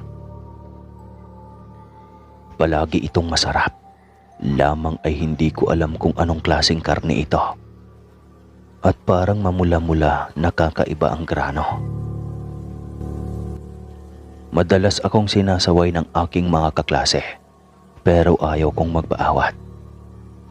Kapag napatunayan kong may kakaiba nga sa pagkain ni Ma'am Amanda, ay alam kong tatawag kaagad ako sa pinakamalapit na pulis. Minsan kong ninakawan ng pagkain si Ma'am Amanda. Kinuhanan ko ng isang slice ang karning baon niya sa school. Yung aso ko kasi na si Nacho ay kumakahol kapag nakakita ng tao. Gusto ko lang mag-experiment noong araw na iyon. Pagka-uwi ko sa bahay, ay hinalungkat ko ang ulam naming karne na nasa ref. Kagaya ito ng pagkakaluto ni Ma'am Amanda. Lamang, kilala ko na ang mga itsura ng karne na nakasanayan na naming kainin. Kumahol ng matindi si Nacho na tila ba nakakita ng isang nakakatakot na bagay sa kanyang harapan. Ang karne na mula sa pagkain ni Ma'am Amanda. Malakas ang duda kung ito ay karne ng tao. Lalo na't nakita ko noong gabing iyon ang pagbabago niya ng anyo. Nagmamadali kong itinapon ang nasabing bagay at gulat na niyakap ang sarili dahil sa labis na pandidiri. Nababakla ako sa labis na takot pero wala naman akong pinagsabihan ng aking natuklasan. Ayaw kong mamatay ng maaga, lalo na't hindi ko gusto ang nakikita kong kakaibang talim sa paningin ni Ma'am sa tuwing napapansin niyang tila nagbabago ang kinalalagyan ng mga gamit niya. Gusto ko lang kasing maghanap pa ng dagdag na ebidensya para naman may maipakita ako sa aking mga magulang at patunayang totoo ang mga aswang. Hindi kasi ako makakakonsentrate sa klase at madalas akong tulala. Nagrereklamo na ang aking guro sa ginagawa ko, lalo na at ako pa naman ang kanilang summa cum laude. Sa hindi mabilang na pagkakataon ay sinusundan ko siya. Alam ko kung saan siya tumatambay. Alam ko kung ano ang kanyang ginagawa. At alam ko din ang uri ng karne na kanyang kinakain. May mga pagkakataon pang nakikita ko siyang dumaraan sa isang karnihan at bumibili ng mga lamang loob na kinakain niya ng sariwa at nanlilimahid pa sa dugo. Nahuli ko siya sa likod ng isang walang katao-taong kalye na nilalandakan ang bilin niyang atay ng baboy. Nagkakamay habang sarap na sarap siya sa pagkain. Para matapos na ang lahat ng aking suliranin, naisip kong sundan ulit si Ma'am Amanda sa pag-uwi. Naglalakad lang siya kagaya ng kanyang nakagawian. Para bang normal na gawain lang para sa kanya ang lahat. Dahil wala namang nagdududa na siya pala ay isang nakakasindak na aswang. Walang alam ang mga tao sa tunay na lihim na mayroon ng kanyang pagkatao. Kaya naman kampante sila nang ngitian ang aking aswang nag-uro na mahilig magpanggap at magkunwari. Papaliko na ako sa kantong kanyang uuwian nang mapansin ko ang isang maliit na gate sa may dulo sa unahan. Kulay green ang pintura niyo na medyo kinakalawang pa. Wala man lang akong napansing nikatiting na nabubuhay na halaman dahil purong simento ito, maging ang pader na nagsisilbing dingding. Naisip kong magpunta sa lugar na iyon at magtingin-tingin. Napagtanto kong ang nasa loob pala ay isang katamtaman na lawak ng espasyo na may maliit na musilyo, mga puntod at burol. Pumasok ako at tumingin-tingin sa paligid. Bumungad sa akin ang isang apartment style na libingan kung saan tila magkakamukha ang bawat namatay na nailibing doon. May magkakatulad ang pangalan, pero magkakatapyas lang ng konti ang mga letra. Sa bawat lapida, may mga nakadikit namang litrato ng namatay. Maraming nilibing doon na ngayon ko lang nalaman. Sa totoo lang ay noon lang din naman talaga ako nakapasok sa lugar na iyon, pero hindi ko kasi magawang iwaglit sa aking kuryosidad ang bawat libingang may nakapatong na litrato. Mukhang pribadong libingan ng isang buong pamilya ang nasabing lugar dahil iisang apelyido at magkakaanak lang ang mga nakalibing doon. Umagaw sa aking pansin ang isang kulay maron na puntod na gawa sa marmol. May litrato ito ng isang babae at mukhang may kamukha ito na siyang nagpasikdo sa aking dibdib. Kabadong binasa ko ang naroroong puntod at nakita ang lapidang may nakaukit na pangalan. Amanda, ang pangalan ng patay na inilibing sa libingang iyon. Hindi ko alam kung ano nga ba ang dapat kong maramdaman habang binabasa ang mga letrang nakasulat doon. Kung dapat ba akong matakot, malungkot o matuwa. Paano? Isinusundan ko nga si Ma'am Amanda. Tapos bigla ko na lang makikita ang pangalan niya sa puntod na ito. Para makasiguro, umalis ako doon at pinuntahan ko ang aking guro. Huli na nang mapagtanto kong madilim na pala sa labas. Dumiretso ako sa lugar kung saan ko siya madalas na makita. Pawisan akong nagkubli sa isang malaking patay na kahoy at saklitang na mahinga. Kagaya ng dati, humahagulgol na naman siya at nakatingin sa kung sino mang nasa litrato. Marahil ang nobyo na naman niya iyon na inaalala ang masasaya nilang sandali. Huminga ako ng malalim at sinikap na makalapit sa kanya nang hindi niya napapansin. Nakita ko na ang inilapag niya ang larawan at naghubad na naman ng damit. Napasinghap ako nang mapagtantong wala na doon ang umbok ng kanyang tiyan. Ipinalaglag pa ni Ma'am Amanda ang sanggol na dinadala niya. Tanong ko sa aking sarili. Naghintay ako ng ilang saglit hanggang sa makita ko siyang naglabas na naman ng botilyang iyon at ipinahid sa kanyang buong katawan, marahan at may diin. Habang ginagawa niya iyon ay hindi ko maiwasang mag-init din ang aking katawan. Pakiramdam ko, minamasahe niya ako. Huli na nang mapagtanto kong nakita na niya pala ako.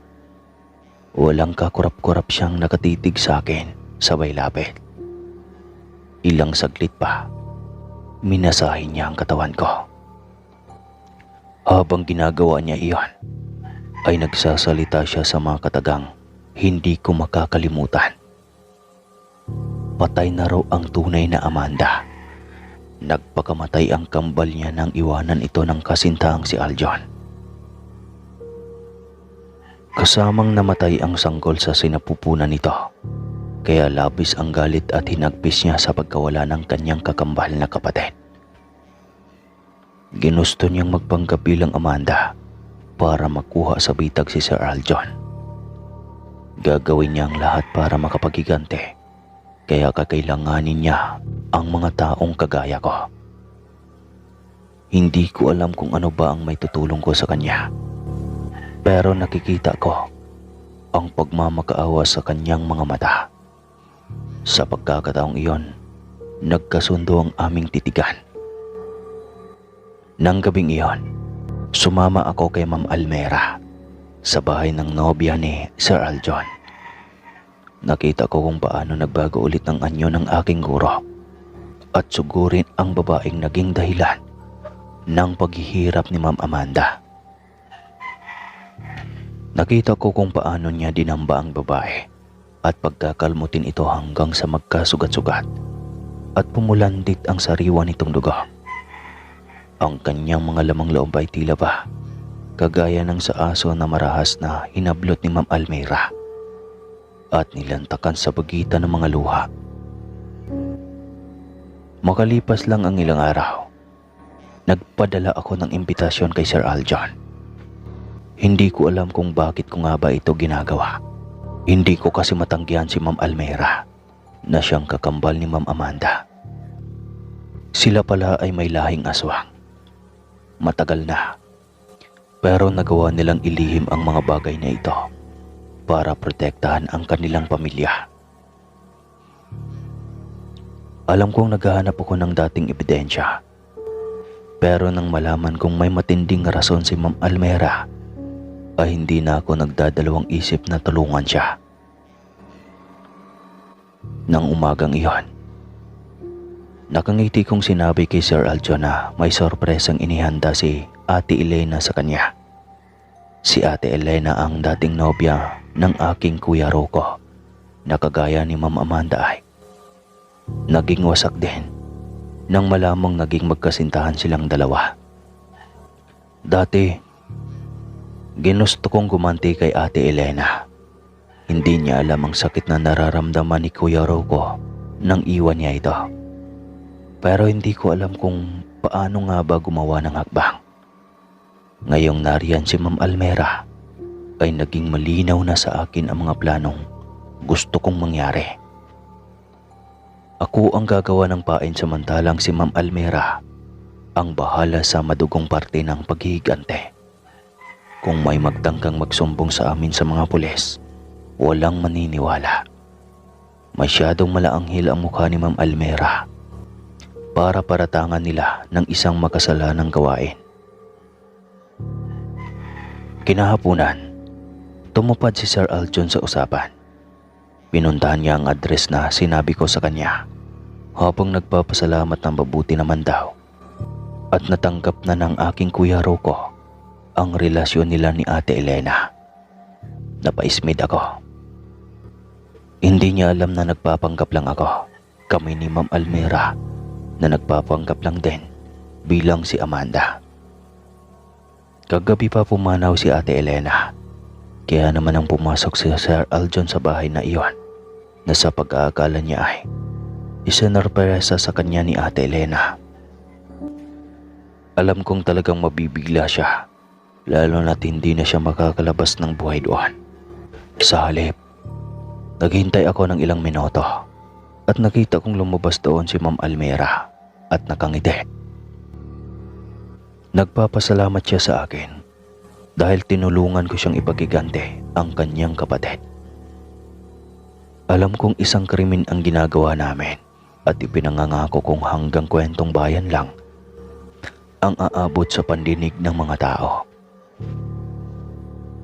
Walang mag-aakalang ang pangyayaring ito ay totoong nangyari sa tunay na buhay. Nang makagraduate ako, ay nagkahiwalay na ang landas namin ni Ma'am Almira. Hindi ko alam kung hanggang ngayon ba ay nagbabago pa rin ba siya ng anyo. Nawala na ako ng balita tungkol sa kanya. Nang makapagtrabaho nga ako dito sa mall, ay naging abala na ako at hindi na siya nagawang balitaan pa. Maraming salamat po sa lahat ng nakikinig. Hanggang dito na lang po.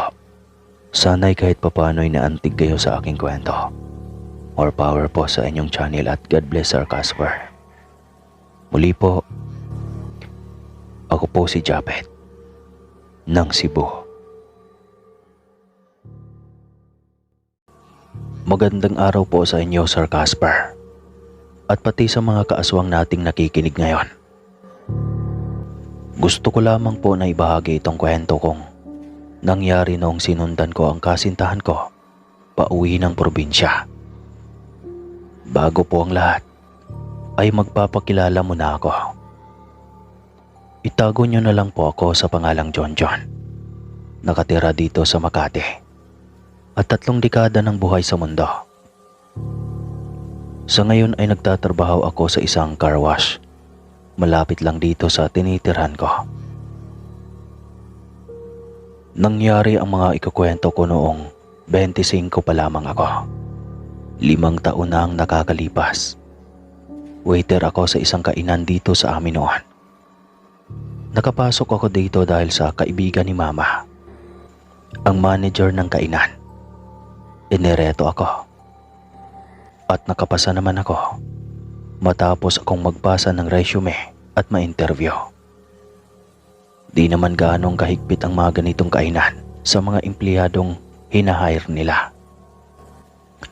Basta lang siguro walang dating kriminal na record ay matatanggap agad.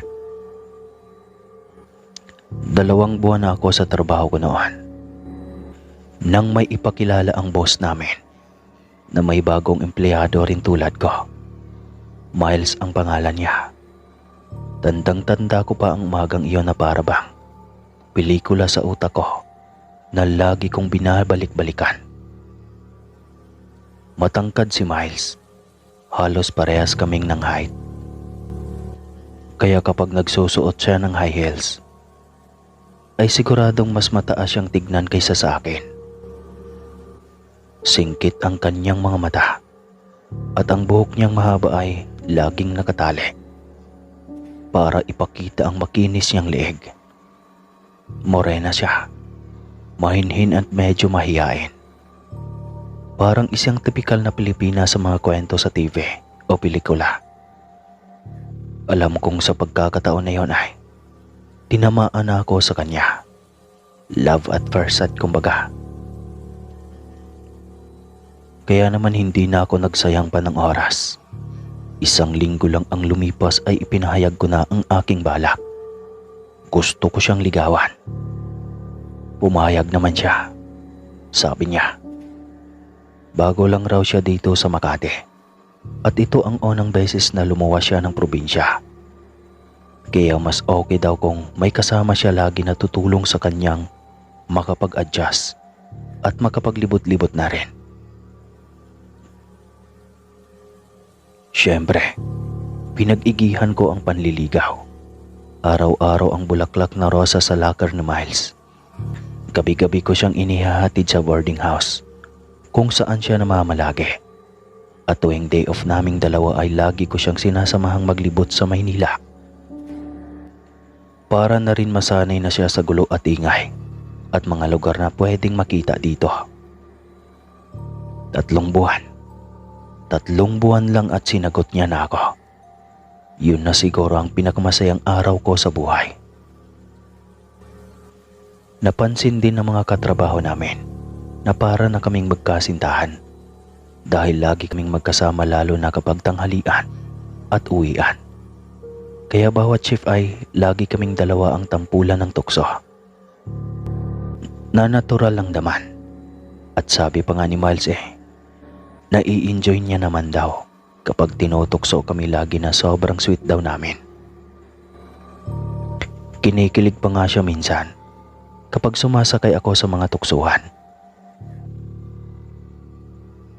Dumaan ang mga buwan. 1 taon na kami ni Miles. At sa loob ng 1 taon na yun ay purong kasiyahan lang ang nararamdaman ko. Nagdesisyon na nga kami na magsama na lang sa iisang kwarto para naman makatipid kami sa renta. Hindi kami nag-aaway. Lagi kaming magkasundo sa mga desisyong kailangan naming gawin. Pagkaramdam ko nga ay perpekto kaming dalawa sa isa't isa. Ako ang kulang sa kanya at siya ang kulang sa akin. Nice. Pero matatapos din pala ang lahat ng kasiyahan. Hindi laging maliwanag ang araw sa buhay natin. Kahit gaano ka kasaya, ay darating ang panahon na babawiin sa iyo ang lahat at wala kang magagawa kundi ipaglaban ito. Naalala ko nang matanggap ni Miles ang mensahe na nagpapauwi sa kanya sa probinsya. Nakasakay kami noon sa jeep, pauwi. Parehas kaming pagod sa maghapong trabaho. Nag-beep ang cellphone niya. Binasa niya ang text. Doon ko nakita na biglang nagbago ang emosyon ng mukha niya. Para bang lumitaw ang takot at pangamba at lungkot sa mga mata niya. Nilingon niya ako. Bakit? Tanong ko. Hindi siya sumagot. Bagkus ay hinawakan niya lang ang kamay ko ng mahigpit hanggang sa nakauwi na kami. Nang nasa boarding house na kami ay saka lang niya sinabi ang laman ng text. Sabi niya, kailangan niya raw umuwi sa Camarines Norte dahil biglang namatay ang kanyang ina sa isang sakit. Inaasikaso ng kanyang tito Kulas ang magiging libing, kaya kailangan niyang pumunta roon para tumulong at para na rin makapagpaalam sa ina. Siya na lang kasi ang natitirang magulang ni Miles. Nilayasan kasi sila ng kanyang ama noong grade 3 pa lang siya. Sasama ako, sabi ko. Siyempre, gusto kong nasa tabi ako ni Miles sa oras na mas kailangan niya ng makakaramay. Hindi madaling mawala ng magulang. Alam ko yun dahil minsan na rin akong namatayan ng ama. Hindi pwede, John. Kailangan ako lang ang umuwi. Kabilin-bilinan ni Tito, sagot niya. Kailangan mo ng karamay, Miles, ng balikat na masasandalan. Pwede kitang samahan, pilit ko sa kanya. Kaya ko ng sarili ko. Hindi na ako sumagot. Alam ko namang wala na akong magagawa pa. Kapag nagdesisyon siya, ay madalas na hindi na ito nagbabago pa. Kailan ka babalik? Bigla kong tanong. Tinitigan ko siya sa mata. Matagal siyang hindi nakasagot, pero nakatitig pa rin ako. Alam kong gusto niyang sabihin na sandali lang siya, na uuwi rin siya kaagad. Pero hindi niya masabi. Hindi ko alam, sabi niya. Nagpatuloy na siya sa pag-impake ng mga gamit na dadalhin niya pag-uwi. Isang backpack, digulong na maleta at may handbag pa. Dinala niya na ang lahat ng kanyang damit. 5:00 ng umaga ay hinatid ko siya sa terminal ng boss. Raymond ang pangalan. Hinintay ko bago tuluyang makaalis ang boss. Kumaway-kaway pa nga ako sa kanya habang palayo. Pero nakita ko na hindi siya nakatingin sa akin dahil umiiyak siya. Umiiyak siya dahil baka hindi na siya bumalik pang muli. Pumasok ako sa trabaho. Naging busy ang buong mag-araw dahil sa dami ng taong kumakain.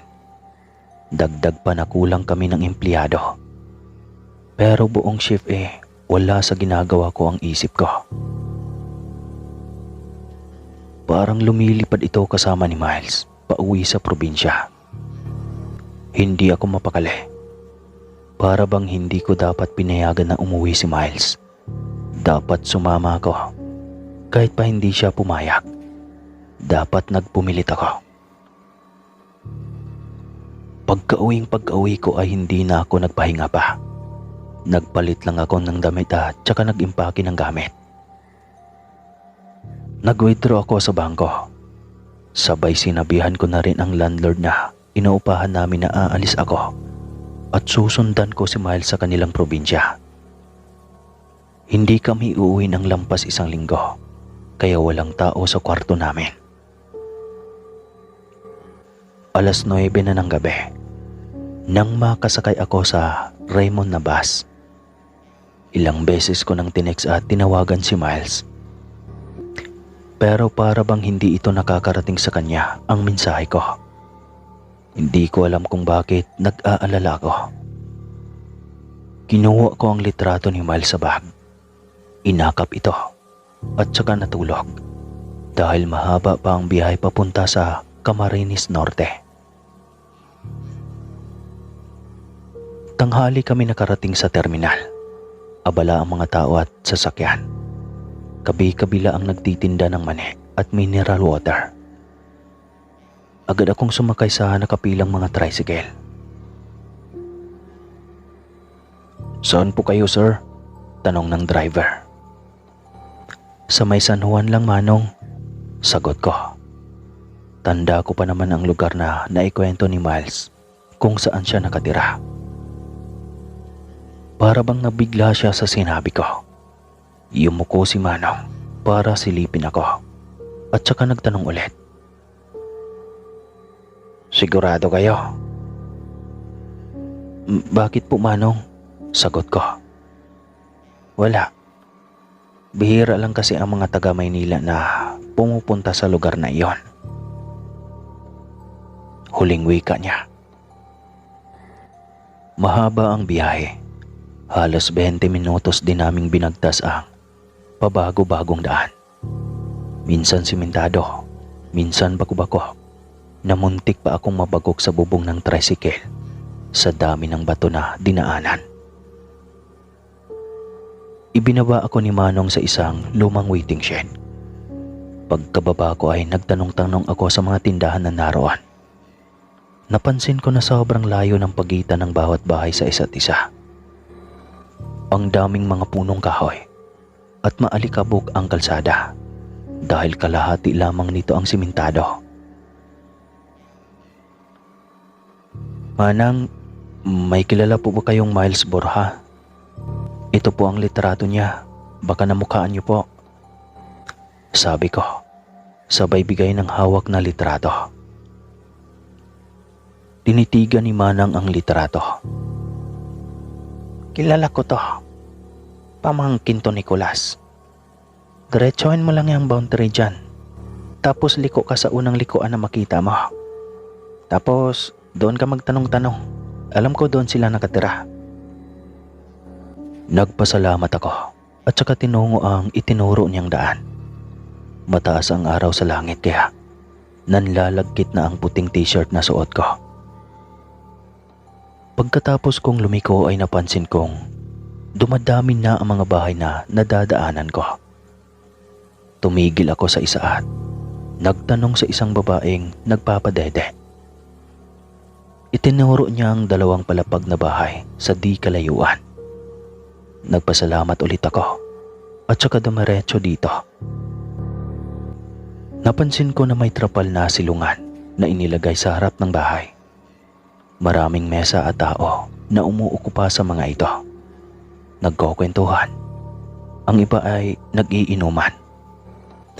Pumasok ako at nagtanong sa babaeng may dalang tray na may mga biskwit at candy para ibigay sa mga bisita. "Manang, dito po ba nakatira si Miles?" "Sino po sila?" Nagdalawang isip pa ako kung sasabihin ko ba nakasintahan ako ni Miles. Katrabaho po niya ako sa Maynila. Sagot ko. Teka, tatawagin ko lang si Miles. Nang lumabas si Miles, ay para bang hindi siya makapaniwala sa nakita ni hindi siya lumapit. Ako na lang ang naglakad papunta sa kanya. Inakap ko siya at hinalikan sa noo. Nagtinginan ang lahat ng tao sa palibot. Bakit ka nandito? Tanong niya. Hindi ko rin alam. Pakiramdam ko kasi hindi na kita makikita pang muli kapag hindi kita sinundan ngayon. Kaya nandito na ako.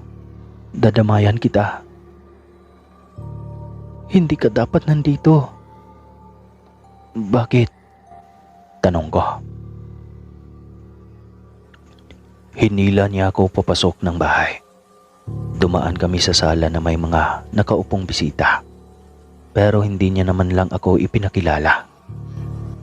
Para bang masama ang tingin sa akin ng mga tao doon. Nakita kong sarado ang kabaong sa dulo ng sala. Pumasok kami ni Miles sa kwarto. Isinara niya ang pinto at humarap sa akin. Hindi mo ako dapat sinundan. Mapapahamak ka lang sa lugar na ito, sabi ni Miles. Kumunot ang noo ko. Hindi ko alam kung anong sinasabi niya. Bakit nga? Kanina mo pa sinasabi na hindi ako dapat narito. Pero hindi mo naman sinasabi kung bakit. Basta, huwag kang lalabas sa kwarto na to kahit anong mangyari. Kunin mo yung rosaryo na lagi mong dala. Lalabas lang ako para kunan ka ng pagkain. Nang makaalis si Miles ay lubos akong naguguluhan. Ilang minuto ring nawala si Miles. Pagpasok niya ay may dala siyang kanin at ulam. Ibinigay niya ito sa akin at tsaka ko lang naramdaman ang gutom. Halos 10 oras din akong hindi kumain. Simula pa noong bumiyahe ako. Huwag kang tatanggap ng kahit anong pagkain kahit kanino ha. Kahit tubig. Mga pagkain ibibigay ko lang ang kakainin mo. Wika niya sa akin. Tumango lang ako dahil puno ang bibig ko. Hindi kami lumabas ni Miles sa kwarto na yon ng ilang oras. Nagkwentuhan lang kami. Pero habang nagsasalita ako ay para bang hindi mapakali si Miles. Lagi siyang tumititig sa pinto o kaya naman sa mga saradong bintana. Parang may hinihintay o inaabangan na kung sino. Nang napansin kong madilim na ang langit sa labas, tinanong ko si Miles. Hindi ko ba pwedeng makita ang kabaong ng nanay mo? Hindi nga tayo pwedeng lumabas. Delikado. Bakit nga paulit-ulit ka na lang? Bigla akong natigilan sa malakas na mga katok sa kahoy na pinto. Muntik pang mapatalon si Miles sa pagkakaupo. Tumayo siya at hinintay na magsalita ang tao na kumakatok. Miles, nasa loob ka ba? Narinig kong sabi ng kumakatok. Malalim ang boses nito. Hindi sumagot si Miles. Parang hinihintay niya pa ring presahang buksan ng kung sino man ang nagsasalita sa pinto. Miles, alam kong nandyan ka. Naamoy kita pati na rin yung kasama mong amoy usok ng syudad. Hindi ko gusto ang presensya niya. Lumapit si Miles sa pinto at napipilitang binuksan ito. Pumasok ang isang malaking lalaki na may pinakamalapad na balikat na nakita ko. Kalbo ito at makapal ang balbas. Pumasok siya at nagmanaw si Miles. Siya po si John, tito. Lumapit ako at nagmano rin sa tito ni Miles. Napakagaspang ng kamay niya na pwedeng ihalin tulad sa papel diliha. Ikaw pala ang kinakasama nitong pamangking kong ito doon sa Maynila, Sabi ng tito ni Miles. Opo, mag-iisang taon pa lang po kami. Sinundan ko po siya para magpakilala na rin sa mga kamag-anak niya dito. Tumawa ang tito ni Miles na tila ba may sinasabi akong nakakatawang joke na siya lang din ang nakakaintindi. Humakbang ito palapit sa akin at hinawakan ang baba ko. Hindi namin kailangan ng mga katulad mo dito sa lugar namin. Nananahimik kami dito. Kaya kung ako sa'yo, ngayon pa lang ay uuwi na ako at babalik na sa mausok na lugar na pinanggalingan mo. Nasasaktan ako sa mahigpit na pagkakahawak niya sa baba ko. Kaya tinabig ko ang kamay niya at umatras ako. Maayos po ang intensyon ko sa pamangkin niyo. Hindi ko po siya sasaktan o kahit sino man sa inyo. Mahal ko po siya at alam kong mahal niya rin ako. Matapang ka. Tignan natin kung hanggang saan ang tapang mo. Tsaka ko nakita na para bang nagbabagong anyo ang tito ni Miles. Humahaba ang mga kuko nito at ang bibig ay napuno ng matatalas ng ngipin. Ang mga mata niya rin ay naging kakulay ng dugo. Naramdaman ko ang pag-ihip ng hangin at sa isang iglap ay hawak niya ako sa leeg. Sobrang bilis ng pangyayari na hindi man lang ako nakapalag sa ginawa niya. Itinulak niya ako sa kama, sakal pa rin ang liig ko. Pinaibabawan niya ako at inilapit sa mukha ko ang matatalas ng ngipin. Na alam kong kayang yumakwak ng laman ko anumang oras niya gustuhin. Mainit ang hininga niya na amoy nabubulok na karne. Ano kaya kung kakainin kita ngayon dito mismo sa kwarto ni Miles? Nagbago ang boses ng tito ni Miles. Mas naging garalgal. Hindi ako makagalaw, ni hindi ako makapagsalita. Wala akong magawa at naisip kong yun na siguro ang oras ko para mamatay. Narinig ko na umiiyak na si Miles. Hawak niya ang mga kamay ng kanyang tito habang nagmamakaawa. Tama na po, Tito Kulas. Inosente siya. Uuwi na po siya mamaya pagkaalis niyo. Kaya po bitawan niyo na siya, Tito. Wala siyang ginagawang masama. Tama na po. Humahagulgol na si Miles. Tsaka ko naramdaman na lumuwag ang mga daliri niya na nakapulupot sa leeg ko. Tumayo si Tito Kulas. Pagdilat ko ng mata ay wala nang matatalas na ngipin sa bibig niya. Normal na rin ang haba ng kuko niya sa magkabilang kamay. Itim na ang kulay ng mga mata. Magpasalamat ka sa pamangkin ko. Kung hindi ay hapunan ka na sana ng mga tao dito. Umuwi ka na sa inyo. At wag na wag ka nang babalik kahit kailan. Maliwanag ba? Tumango-tango na lamang ako. Pagkalabas ng tito niya ay lumapit si Miles sa akin at tinignan ang liig kong kanina lamang ay sakal-sakal ng kanyang Tito Kulas. Ayos ka lang? May konting sugat lang sa liig pero wala lang to. Sagot ko. Tumayo siya at kinuha ang dala kong bag. Kailangan mo nang umuwi. Mapapahamak ka lang dito kapag nanatili ka pa hanggang bukas. Tumayo na rin ako at hinawakan ang kamay niya. Sige, aalis ako ngayon na. Pero kailangan mong sumama sa akin. Tinitigan niya ako na para bang may sinabi akong masama. Hindi pwede, John. Aswang ang Tito Kulas ko. Hindi niya papayagan na sumama ako sa isang taga-syudad. Kung hindi nga lang ako nakatakas noon ay baka hindi rin ako nakapunta sa Maynila at hindi kita nakilala. Pero ngayong patay na si nanay, kailangan kong manatili dito. Ano bang sinasabi mo? Wala kang obligasyon sa kanya.